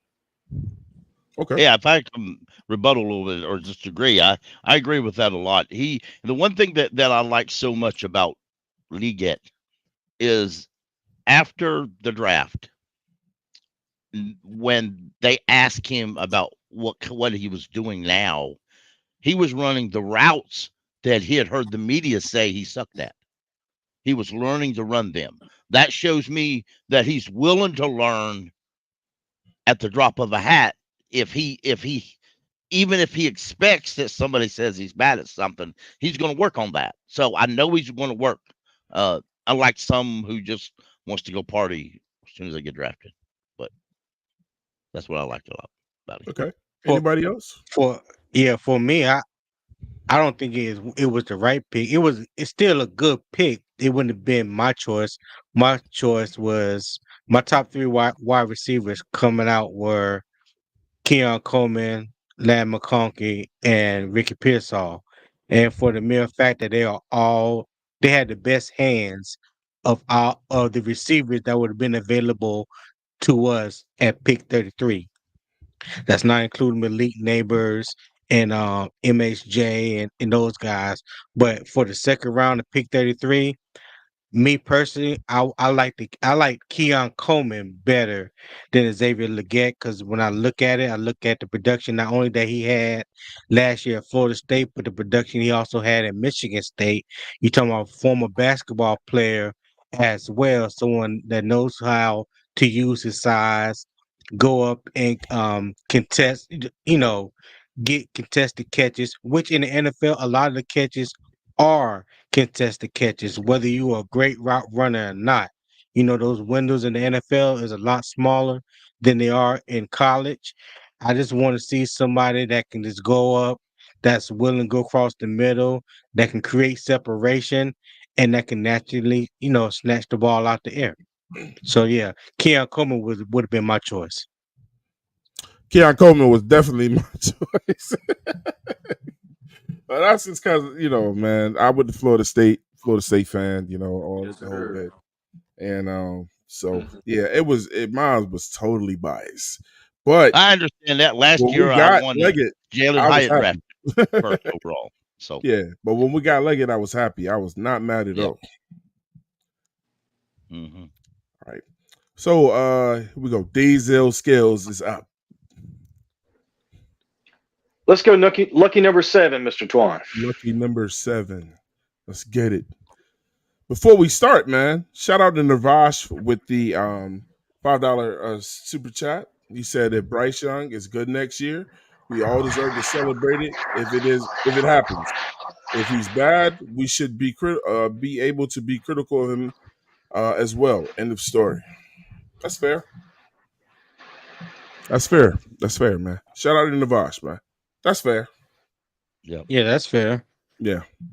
Do you truly believe Dave Canales is a long-term solution for the Carolina Panthers? Do you truly believe Dave Canales is a long-term solution for the Carolina Panthers? Well, they signed him to a long-term contract. That's one thing right there. Now, we know that Dave Tepper doesn't mind letting a coach go and paying him the bag. That's not a problem for Dave. Dave is one of the top 100 richest people on the planet. So if Dave says something, or Dave Canales says something that Tepper doesn't like, I'm sure he'll let him go. Because he don't roll like that. Dave Tepper's takes a lot of stuff real personal, whether it's in business or in football, apparently, because he'll throw a drink on you if you don't like what you say. So But as far as him being a long-term solution, we look at the way the Panthers have kind of set up this season. We cut Bradley Bozeman, ate that $10 million cap hit. We cut Von Bell, still don't know why. Replaced Von Bell with Fuller, who was a 6th-round draft pick, and that was also a $10 million cap hit. Then we cut Hayden Hurst, probably because of medical reasons, but they didn't deem it as such, and we still took another cap hit on that. That tells me that this is a staff that's not setting up for the 2024 season. Instead, when we already had low cap going into the season, we're setting up for next year is what we're doing. So is he a long-term solution? Well, the next 2 years, the way things have been going here, Frank Reich only got 11 games. I would say yes, Dave Canales is a long-term solution just from what we've seen from this coaching staff. Once again, let's go back and let's look at the draft picks that we made this year. We drafted Brooks off an ACL injury. He may not be a great big impact in the beginning of this season. That's more of a 2025 draft pick if you look at it. Trayvon Wallace in the 3rd round. We drafted him at linebacker. He's probably Shaq Thompson's replacement, or at least hopefully that's what we're hoping is going to happen with him. I don't see him playing over Josie Jewell or Shaq Thompson this season in case we have some type of injury. Then let's move on down the line. We Smith Wade, we drafted him. Is he going to take? He's probably going to be a big nickel. Is he going to play over Troy Hill this year? Probably not. But in the future, he will. He'll replace Troy Hill. So the entire draft was kind of set up for the future. And that's the way Dan Morgan did it. And a lot of fans are happy about that. And we should celebrate that because we're finally building towards the future. This is an actual rebuild, Twan. It's not putting a Band-Aid over a big fracture in the dam where water's gushing through. That's what we've been doing. But now we're actually setting up for the future. We're making moves that make sense for the Panthers. We're looking at who's going to be leaving going on down the road. We went ahead and ate the dead cap this year and moving on. And then that way next year we'll get a clean slate. So, yes, I do believe Dave Canales is here for the future, Twan. Bruh. Ooh. Anybody want to go after that heat? Yeah, I think he hit the nail on the head. I've definitely been an advocate of not Can you hear me? Absolutely. Not changing out coaches year after year. That's not how you sustain success. You don't sustain success changing out quarterbacks every year. And I think that's kind of why we're here where we're at now. I felt like in 2020 when we had, we cleaned house, we brought everybody in. Those were supposed to be, more so quarterback was supposed to be the bridge. Then, of course, we hired Rule. That didn't work out. You got to give Dave at least 3 years. That's always my stance for any coach. You got to give a coach at least 3 years, realistically, in the NFL. This, firing, you're just going to continue to push yourself back. And that's one of the reasons. That's the number one reason why I don't like David Tepper. He has no patience as regards to that. You're not giving a coach time to establish anything. So honestly, even when we was on the hire, I didn't care who we got. Are we going to keep him for at least 3 years? So do I think he's a long term?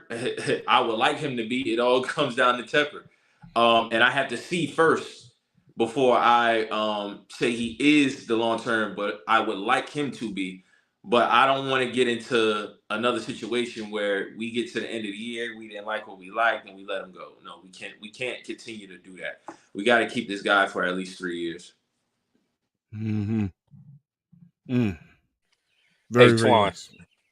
Go for it. Hey, Twan. Hey, I gotta hop off, man. I appreciate the invite, man. I definitely appreciate everybody on the panel, man. Like Twan said, if you guys are not subscribed to all these great minds on here, you're missing out. I appreciate the invite. I definitely love to collab with some of these people that I have not collabed with on my channel. And again, I appreciate you and Claire inviting me to do this sophomore panel with you guys, man. Hey guys, with all due respect, like I knew C. Dougie was only gonna be able to stay for a little while, so yeah, he's on the road. So I told him, man, you know what I'm saying, the time that we could have him would be great, man. So we appreciate that, C. Doug. Yes, sir, man. Everybody be easy. Everybody stay safe. Everybody stay blessed and keep pounding. All right, man. Thanks. All right, Doug. Yes, sir. Yeah, man. Quan, you up next, man. All right, what numbers we got? 18, 14, 12, 8, 6, and 5. Give me 14.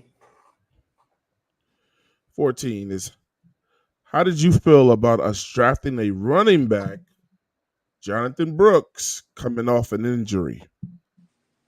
Personally, man, I was very surprised that we took a running back that high to begin with. Was I mad at it? Absolutely not, man, because Jonathan Brooks was very high on my draft board. Obviously, the first running back that was coming off the board this year.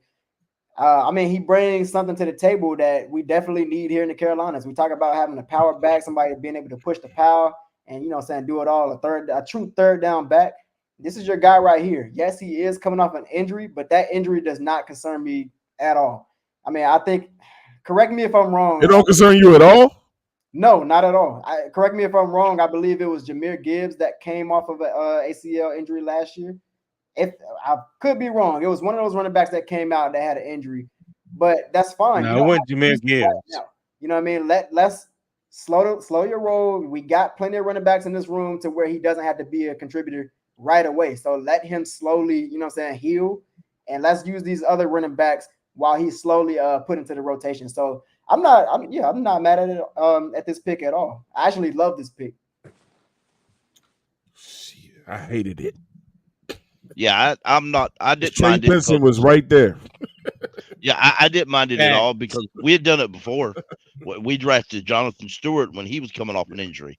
He showed up for the first day of off-season workouts on crutches. I mean, it wasn't, and he turned out pretty good. So, you know, fact is, if I remember correctly, and I may be wrong because I'm sure somebody in the chat will correct me if I ain't, but he didn't practice one time his rookie season and he's played in all games. Didn't practice one time. I was hoping for the best cornerback. Quan, does this make sense? I hated it because, again, bias, Trey Benson. But I didn't hate it because dude is dope.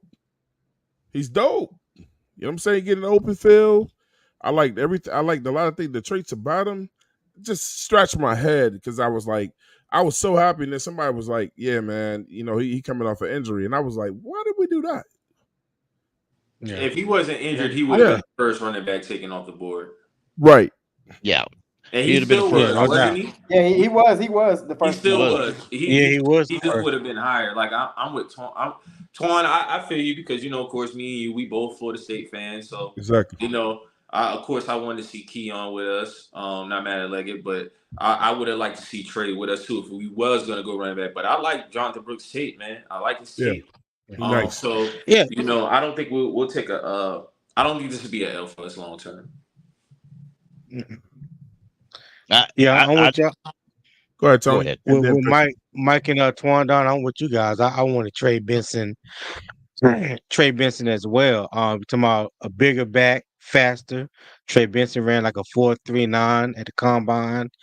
Again, he had production not only at Florida State, but he also had production at Oregon as well.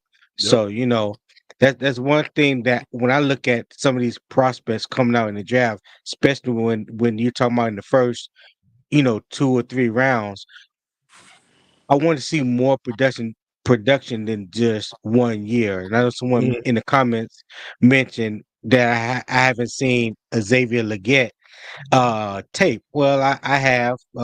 On our channel, we've studied Xavier Legette. My thing with that was he only had production for 1 year out of 5. Played 5 years at South Carolina. 2 years he had Spencer Rattler as his quarterback. If you look at what he did in 2022, and then what he did in 2023 with the same quarterback, you know, I kind of question that. So when I compared him to Keon Coleman had better production the past 2 years come into the league. So that's why I like the Keon Coleman. But yeah, drafting a running back that just came off an ACL injury that happened in November. So it happened at the latter part of the season, not the early part.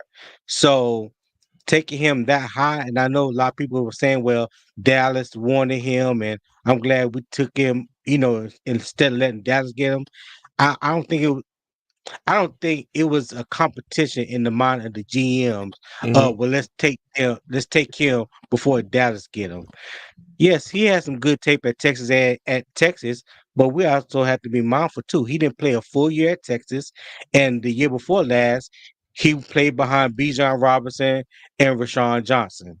So, how much tape was it really to show us what Jonathan Brooks can do. You heard Tony. He said it. I did not understand that pick, man. The one thing about Brooks that I do like, I like the fact that he can break tackles and he can move. He's the complete back to me. A lot of the other running backs in the draft were not complete backs. They had speed, they had agility, but but they were like the Christian McCaffrey, run them up the middle. Unless your offensive line is doing a lot of blocking, your ass ain't going up that middle. So that's what a lot of them running backs in this draft was, because if they couldn't knock a couple tackles down and go all the way. They couldn't do it. And that's most of these running backs in this draft like that. Plus, I do believe Jonathan Brooks is going to be the only guy on our 53-man the only running back on our roster after this season. One thing I would say to you about that pickle is watch Trey Benson highlights. When you talk about great contact balance, someone that can run up the middle. I think I already showed him. Go wide, got great hands, and that can run away from the defense. Yeah, just go back and watch a little bit of Trey Benson. I think you'll change your mind on that one. Your problem. Hey, I'm pro running back by committee. I definitely started screaming that when we let go of Christian McCaffrey a little bit earlier before that. But I'm not really off the Chubb Hubbard train. Like I think it's something Super is putting in work. I think that's somebody we should keep long term and pairing with Jonathan if Jonathan gets healthy.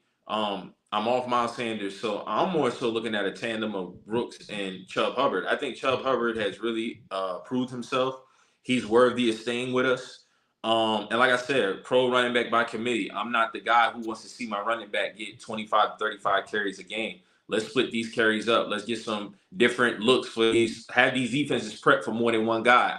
I would like to have 3 of them back there if we can. If we can't keep them on, just get them, because running backs, it's good to keep a fresh running back in the lineup. So absolutely. I would love to keep Chubb Hubbard, and if Jonathan ever gets healthy and he displays what he displayed at Texas, I'm looking at a combination of Chubb and Jonathan.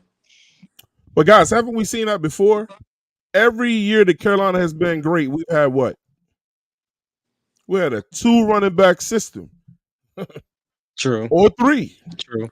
Yeah. That was our DNA, bro. I don't know why they ever got away from that. Hey, look, I think a lot of it had to do with Christian, and I love Christian. I love what he's doing with San Francisco. I honestly wanted to keep him, but I wasn't mad if we got rid of him because of course. But the last year we traded him, he had been playing all those games. But I think we got so comfortable with Christian, and even then I was saying, man, I don't want to see Christian get all these touches a game. Like, keep him fresh. You understand why we paying him, but I understand it. But I think that was a part of it too. When we got Christian, it became, okay, yeah, this is his team now, especially when Cam got out of there and Rivera got out of there. But I think that was a part of it. Ran him into the dirt. Hey, shout out to King Jermaine JP Shepard, man. Hey, one of the greatest fans over the 704 Charlotte Bound Show. He said, wait a minute. He said, let's stop comparing Bryce to quarterbacks like Manning. They are nowhere near the same quarterback from a physical platform standpoint. Bryce is truly an anomaly, first of his kind. Shout out to King. Well, that part's not true. Right. Same height as Kyler Murray, and 1 inch shorter than Russell Wilson. So he's not the first of his kind. Okay. I mean, those guys were short. That's true. Those guys were short. Who's it on? Mike Lowry. Oh, Mike Lowry got a new movie coming out. What numbers we got left? Oh, okay. So we got 5, 6, 10, 11, 12, and 18. Let's go 18. 18. Do you strongly believe Bryce Young is the future for the Panthers now that he has more weapons?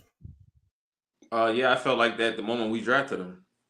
That's why you trade up. That's why you trade away your number 1 receiver, your future first round pick in 2024.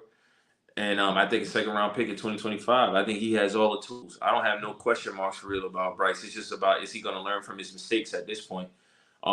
He showed in certain games last year, Green Bay Falcons game, in that storm and the conditions, he made some great throws in that game.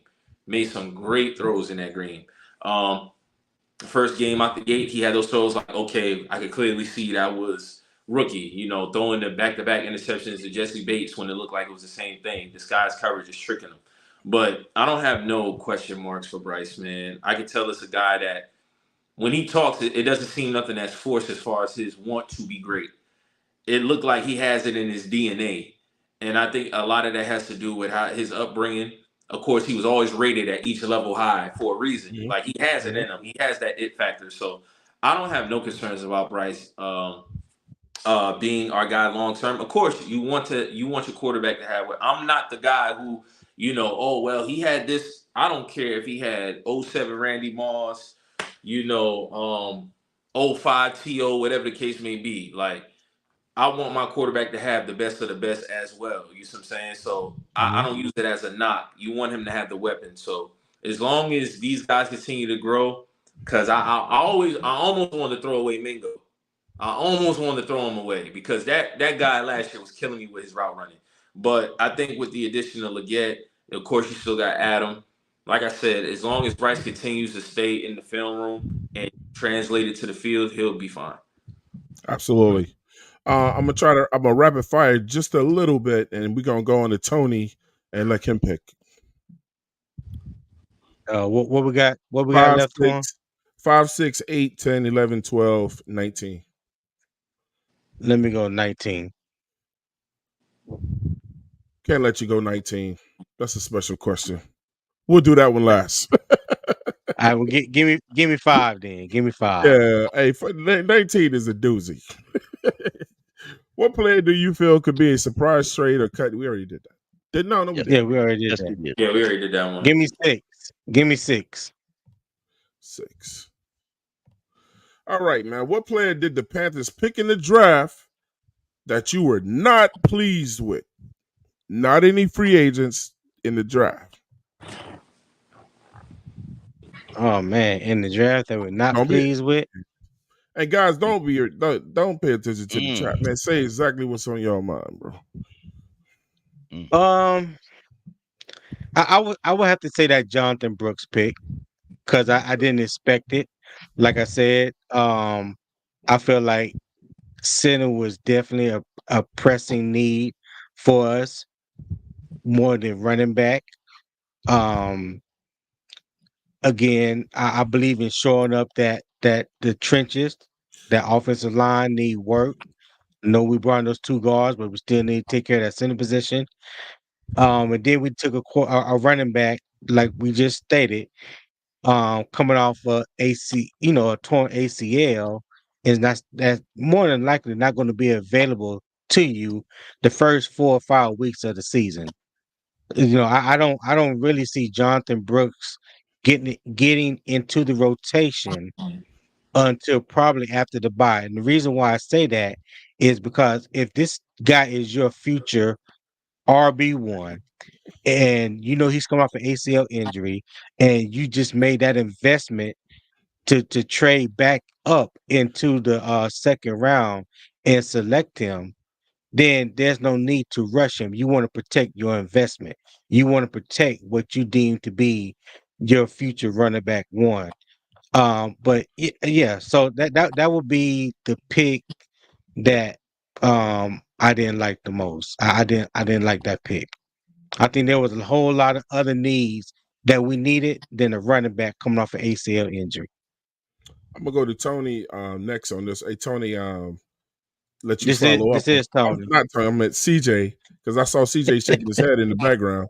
And look, man, let me say, man, that T-shirt CJ got on is fire. Keep pounding, man. I love it. But yeah, no, I gotta agree with Tony on this one because I don't have a problem with Brooks. I just thought that, me personally, it would have been better for them to have taken probably either the best center that was available then or the best cornerback. Okay, because let's not forget, our whole hopes in our secondary is riding on whether or not J.C. Horn can stay healthy for the full season. Okay, and I know Evero is good at doing good with what he has as far as the players, as he showed, last year. But, at this point, Horn is injury prone. We got to go ahead and keep it a buck and say what it is. So I thought it should have been center or cornerback. Yeah, I think we really missed out on that center, bro. I agree. I would have took a center myself. Yeah. Hey, Pickle, go ahead, make a pick, Pickle. 12. Number 12. Number 12. Ooh. All right, man. Look, should Bryce Young play the entire season if he's not showing improvement? Oh, I like this question. Absolutely. I like this question. My personal opinion is not the whole season, but I also want to throw out, why do you think that David Canales wants to bring in a veteran third string quarterback? I don't think it's to develop a veteran third string quarterback. I believe if Bryce struggles mightily, and I want to use the term mightily, if he struggles mightily, Dave Canales wants two options to go to, not just one. That's my opinion. So I hope it don't happen. I really don't think it will. But if Bryce Young struggles mightily this year, Dave Canales wants two veteran quarterbacks to go to. Shout out to Cool Cav, just became a member of the 704 Charlotte Bound Show, man. Shout out to Cool Cav, man. Really appreciate you signing up for the channel, man. Shout out to you, brother. Anybody else want to talk about that question? I mean, you know what? So I'm gonna pick somebody. I'm picking Quan, bro. Perfect, man. Hey, look, if Bryce Young, let's say he stinks it up, you got the offensive line, you got the receivers. So at this point, there's nothing that's standing in your way. Last year, of course, you get a pass because, you know what I'm saying, you had a horrible system all around. But this year, they actually put the pieces in place. We got the offensive line, spent the big bucks there to fix that interior. Then you bring in some receiving help. You bring in a tight end, bring in a couple receivers. You got a running back, a dynamic running back that can also catch out of the backfield, something that Bryce Young did really well at Alabama, was utilize his running back out of the backfield as far as the pass game goes. So with all this in Bryce Young's hands, and you got Dave Canales, who I believe is the next young offensive guru who's going to be running this league for years to come. If you got all this in your hands, yes, I believe you're gonna have to go ahead and bench Bryce, man. Depending on how bad he struggles, you got to bench him. I mean, let's say if it's week. Wow. Let's say it's week 14 and Bryce Young every single game is only averaging, let's say he barely eclipsing 200 yards. Bench him. What at this point you haven't shown me any improvement. So what am I going to still hold on to you for? At this point, Dave Canales has no ties to these players. So at that point, they're just going to start focusing on getting another quarterback. So yeah, if he stinks it up, you got to bench him and go ahead and get ready to move on. Man, that was. Hey, look, I'm gonna tell y'all right now, bro. Hey, look, bro. Quan got love for Bryce Young, so that's real for him to say that, bro. That's real for him to say that. Yeah, I'm not one of these that's an honest answer right fans, there. man. That's I like an to honest evaluate answer. the whole thing, man. That's an honest answer, man. I respect that. Let me see. Somebody pick a number, man. You said he don't get a pass, C-Dog or C-Dog. Like, this is not up to us. We're fans. We're not the coaches. Man, C-Dog is trying to get some control attention, over yo. personnel. It don't matter what you think. He's getting the pass for these coaches. He's going to be the starter for next year, whether you like it or not. Exactly. Yep. JP Shepard, man, shout out for JP Shepard with the $5 super chat. He said, "No, Tony. Bryce doesn't have Kyler nor Russell's Wilson's mobility or arm coming out of college. Only thing they have in common is shortness." Well, we can agree to disagree. Yeah, it's just two different opinions, man. You know what though? Through all the hell Bryce Young went through last year, he didn't slump down on the bench and crawl under the bench like Kyler Murray did because he didn't get his fucking way. Kyler Murray needs to grow up before you call him a real NFL quarterback. C-Dog, you wild for I'm that not a comment, fan of bro. Kyler Murray, so. C-Dog, you wild for that comment, bro. You really ain't here kissing the Falcons' ass, bro. C-Dog got a lot of build up. Hey, brother, we pray for you. You must have mental problems, brother. We pray for you. You in here rooting Yeah, for the Nothing but C-Dog love needs to a you, little bit of brother. therapy, Nothing but man. love for you. Yeah. Now, Red Swarm, he ain't normal anyway. God bless his heart. He a Falcon fan, so you got to overlook Hey, them Swarm's boys. sticking up for They his team, naturally man. strong. I understand that. But come on, man. He rooting C-Dog on. Nah, man. Yeah, you wild for that, bro. Hey, hold on. So what number was that? 6?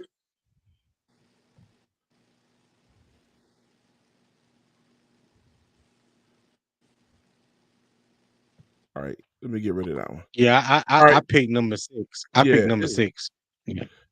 It's only 3 left. Let's go with this one right here, man. And anybody can step in on these questions. Yeah, we already did that one. We did that one too. All right, here we go.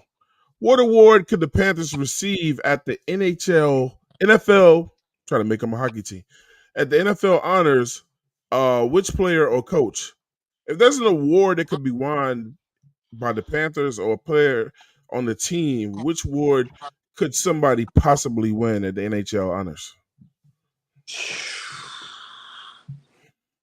Mm-hmm.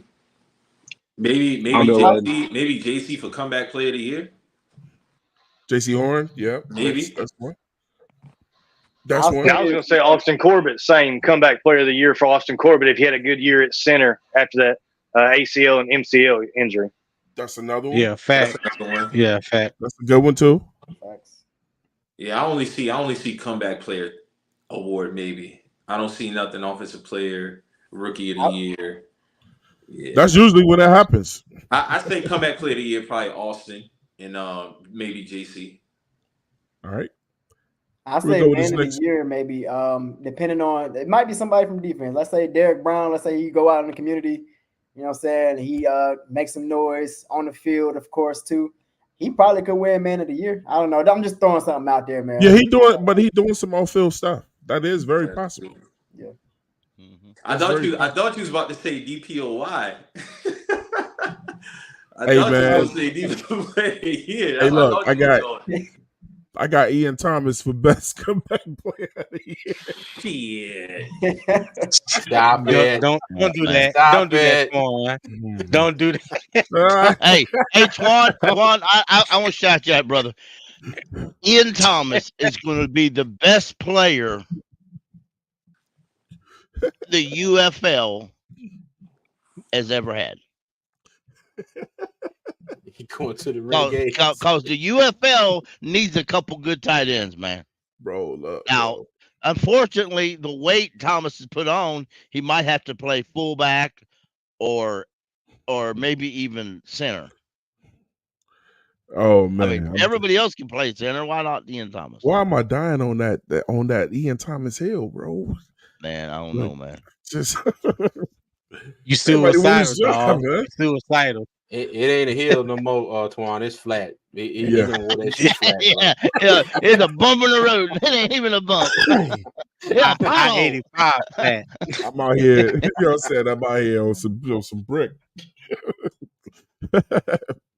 Here's the last question, man. Today, man. The next to the last. Julius Peppers is going into the Hall of Fame. What Panther deserves to go into the Hall of Fame immediately after him when his time comes? Steve Smith Sr. Steve Smith. Yeah, Steve Smith. Steve Smith. Yeah, that's unanimous right there. That's unanimous? It's Steve and Luke. It's one of the two. Smith. Facts. What about after Steve? It'd be Luke. Luke, yep. Luke. And I think he got one more year before he's eligible. Yeah. Oh, I think we got some more people that. If Patrick Willis can do it at San Francisco and they play the same amount of years, they both would probably arguably the best two middle linebackers. When they were in the league. Period. Yeah. So Patrick Willis can go into the Hall of Fame. Then Luke Kuechly can go in there to the Hall of Fame as well. No, we got some. Look, we got some people from the history though, man. I don't know, man. Beeson?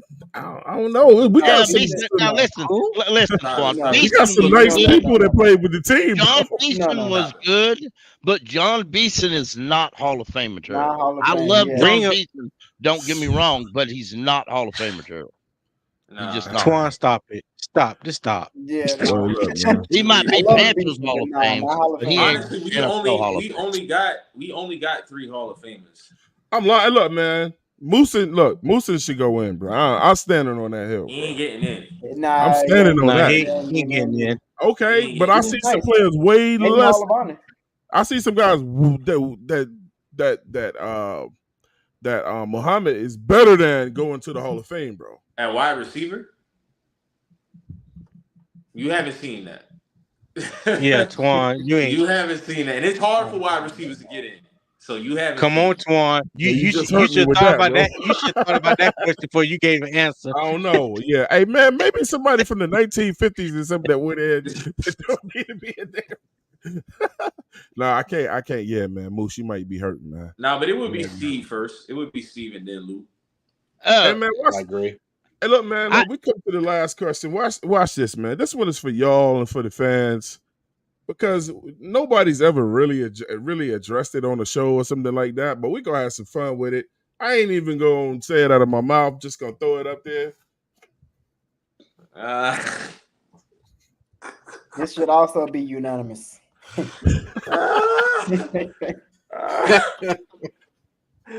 K-Dot all day, man. K-Dot. Hey, look, man, I put that question up there because I knew my audience, bro. I knew Pickle was probably gonna be like, "Who the fuck are these people, man?" I knew the audience. I knew the audience.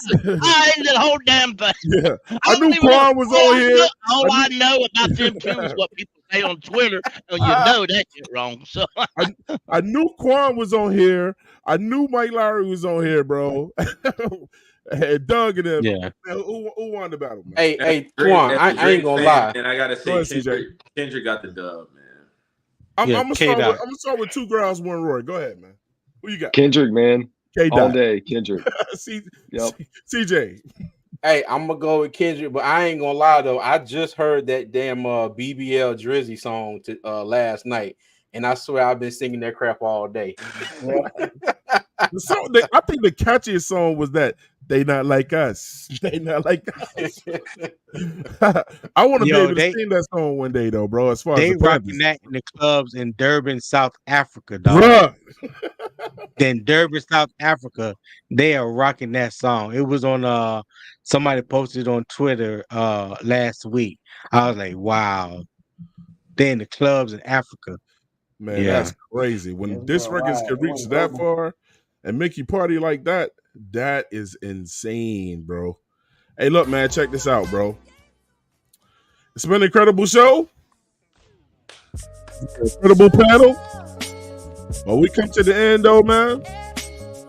And I want y'all out there, man, in that TV land and chat land or whatever, for however you felt about what these guys said, man, y'all go ahead and give it up to these guys right the hell now, man. Show your love for these guys, man. 2 Growls, 1 Roy, CJ Diesel, Sears, Old Mike Lowry, my man Tony, my man Steve Dougie, Candace Pickle, and Uncle Quan, man. Y'all give it up to them guys right now. And you crazy. You crazy if I'm going to let them get up out of here. We're not telling you where they can find these guys, man. And look, man, who wants to go first? I'll let it be on you. I'll go ahead and knock it out. You can find me on Instagram at Old Mike Lowry. You can find our podcast, We're Just Messages Podcast, on YouTube. We're Just Messages on Instagram. WJTM Pod on Twitter. Old Mike Lowry on Twitter. And yeah, shout out to my boy Mo, my brother, my co-host of We're Just Messages Podcast. Yeah, subscribe to us on YouTube, man. Check us out. We cover everything as far as current events, music, and sports, and of course, you know, when the Panthers either making me proud or making me mad, I'm on there giving it up. So yeah, I got a full pot of things that we talk about on there, but those are the main things. Exactly, man. So listen, if you're looking for a great podcast to watch, they discuss a lot on there, man. But Mike is a Panthers fan, and he discussed them at times, man. Hold on, wrong podcast. It just looks the same. You know what I'm saying? Make sure you reach out to Mike and them, man. We're Just the Messengers podcast. Go and sign up for them guys right now, man. Right now, man. Up next, man, I'm gonna go ahead and choose Panther Pickle. Yes, sir. You can follow me at Panther Pickle on Twitter or X, and right now we do spaces on at Monday and Thursday at 6:30. Me and Diesel Skills and the whole crew of us. Right now we're just doing that, but we a lot of times we'll hit a space up every day. At various what's going on. And we just talk till we get done talking. We hit a bunch of topics. Generally on my spacious show, there's no screaming and yelling and cursing and all that like there is on Friday. So, but everybody's welcome. Absolutely, even man. Look, opposing fans. I hop in there too, man. Great discussions. Pickle like you never seen him because he don't be yelling in there at all. His blood pressure is down. You know what I'm saying? Different environment on Friday Free Fall. So you gonna get on something. Spaces. I got to mute everybody button. Yeah, there you go. That's lovely too. And that's a lovely button to have, man. So you can check Pickle and Diesel Skills out. Diesel will be coming up in a moment for at C3 Legend Spaces, man. You know what I'm saying? Go check them out. Sign up to them today, man. Stop cheating yourself, bro. Quan, you up next, bro. Yes, sir. You can find me on YouTube and I guess X. I don't really like calling it X. You can find me on Twitter and YouTube at The Panthers Experience. Uncle Quan, man. If you guys subscribe to the channel on YouTube, you can get a chance. We're doing a giveaway very soon. We're about to hit 2,000 subscribers. So if y'all want a chance to enter our latest giveaway coming up, man, we're about to give away 3 copies of College Football 2025. So if you want your ass kicked, make sure you pull up to the channel. Make sure you subscribe. We're going to give away 3 copies. You got to subscribe to myself and, of course, my guy, What's Up, Doug, who just hopped off the panel earlier, man. So subscribe to our channels, pull up to the live trivia, man. Get a chance to win 1 of 3 copies of College Football 25, man. So it's up. Make sure you go over there, sign up to them guys, man. That man about to hit 2K. That's major. He about to hit 2K, man. Hey, look, I'm going to tell you right now, one of the things that Quan might have left out, bro. Listen, bro, let me tell you how I found Quan, bro. That man went to what was it, summer camp last year? Yeah. And he had the greatest close-ups. He had better practice close-ups and showed like I didn't have to go to that shit because Quan was there. You know what I'm saying? He was close, great camera down there, close to the field. I mean, bro, and he was narrating play by play, bro. Be on the lookout for that man, bro. When they get ready to start back practicing and coming back, man, and before the drafts and all that, man, if he goes out there, I'm telling you, bro, he has great coverage. He has great coverage. Yeah, man. Absolutely. Up next, man, look, bro, newer guy on the scene that I'm getting to know, man, and trust me, man, we're gonna have to sit down and do a one-on-one one day, man. New to me, but I seen his stuff. He didn't know I was watching, man. 2 growls, 1 roar in the building. Tell them where they can find you, bro. Thanks, man. All over YouTube, 2 growls, 1 roar, X, Facebook, Instagram, TikTok, and wherever you get your podcast available out there. So yeah, I appreciate the support. Thanks for having me on, man. Man, read your credentials again to them damn haters out there too. No, I won't do it, but I will say tell them what you do, man. I do work with ESPN Wilmington, so I live in Wilmington, North Carolina. There you go, man. So shout out to Wilmington. Got a good connection here and call into ESPN Wilmington to talk Carolina Panthers, which is fun. So I appreciate you having me on and everyone else on here. Absolutely, man. Absolutely, man. Y'all could check that man out at 2 growls, 1 roar. You know what I'm saying? Get to know this guy, man. And then go check him out. Don't listen to no silly ass person in the chat and make your own decision. I'm telling you, he's dope, man. He's dope. CJ. Yo. All right. You can find us on all social media at 2 Fans in the Stands and what we like to call Twix. That's a mixture of Twitter and X, so everybody don't like to pick one. You can find us at 2 Fans ITS. and we appreciate the love and support. And CD, shout out to Port City, man. I'm from a little town called Bolivia, about 20 minutes south of Wilmington. So shout out to you down in the 910. That's it. Actually, let me ask live y'all in a Leland's. question, bro. Let me ask y'all a question. Port City is my home. I am born in Wilmington. Let me ask y'all a damn question, bro, because I got on my good glasses today. That's really you, and that's really y'all in the silhouette. Me and Tony. That's me and Tony. I bet you nobody ever figured that out. No, I did not know that, man. Hey, hold on, that's awesome. Juan, that's me and Tony. That's original. That's original right me there. And Tony. Nice. Hey, and that picture was taken at Fan Fest, and my daughter is in the middle of it at the point of the shield. Yeah. Hey, look, Tony's baby fro gave it away though.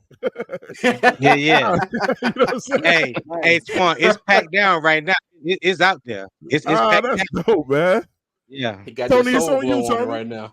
It's on you, Tony. Hey, CJ just covered it, man. Hey, Two Fans in the Stands on all social media platforms, on Twix, Two Fans ITS. Hey, listen, we are definitely true Panther fans. We from Wilmington, CJ from Bolivia, Brunswick County, New Hanover County, stand up.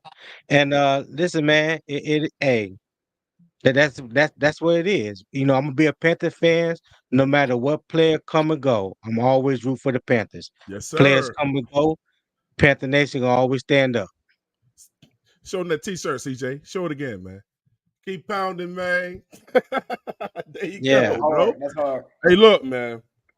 If you never heard this dude right here close the show, you are in for a treat. I'm gonna put his ass to the test and see if he can do it over here. These ill skills. Could you wrap the show up? The brand ambassador over there at C3. Could you wrap the show up like only you can wrap a show up? I'm going to do it, and I'm going to do it quick because my headphones are pretty low power, Twan. Let's get I'm it. going to say thank you so much and shout out to the 704 Charlotte Bound Show for having all these wonderful people on the panel. Enjoyed in talking with each and every one of you. It's fantastic to hear takes from different people and different opinions. And that's the reason why me and Panther Pickle established the C3 Legion Spaces. It was to give the fans a voice and an opportunity to come in and talk.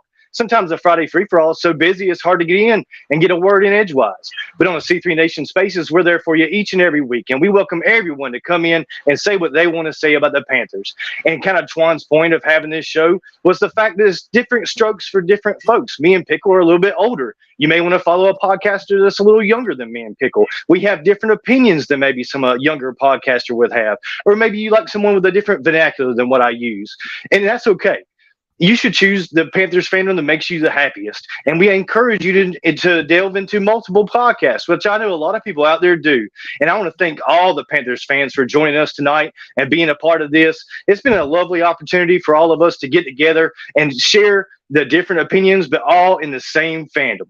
And with that said, Twan, that fandom is the one that we're going to exercise this season for our 2-15 Carolina Panthers as we try to fight out of the basement of the NFC South, the worst division of football. We're going to strive to become a better team and strive to make other teams fear the logo for the Carolina Panthers. And we're going to strive to have this team come together in unity and not the division that we saw left in this team in the front office of last year. Dan Morgan, one of our own. It'll be our proudest moment to say our all-pro linebacker that holds the record with 25 tackles in the Super Bowl has led us to the promised land is the word I'm looking for, Twan. And we're going to be there one day, and hopefully we'll all be there together.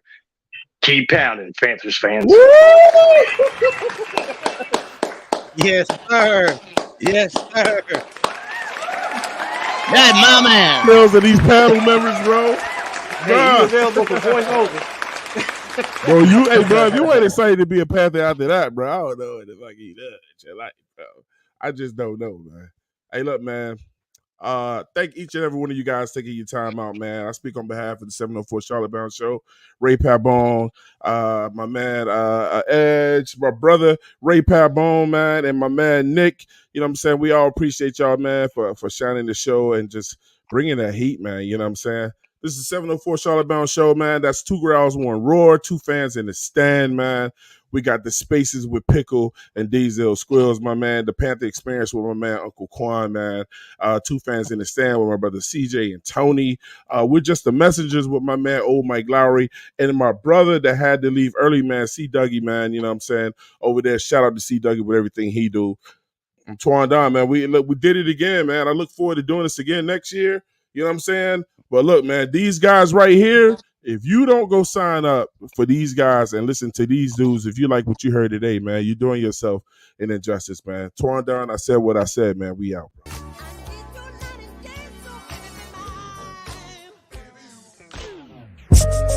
Show.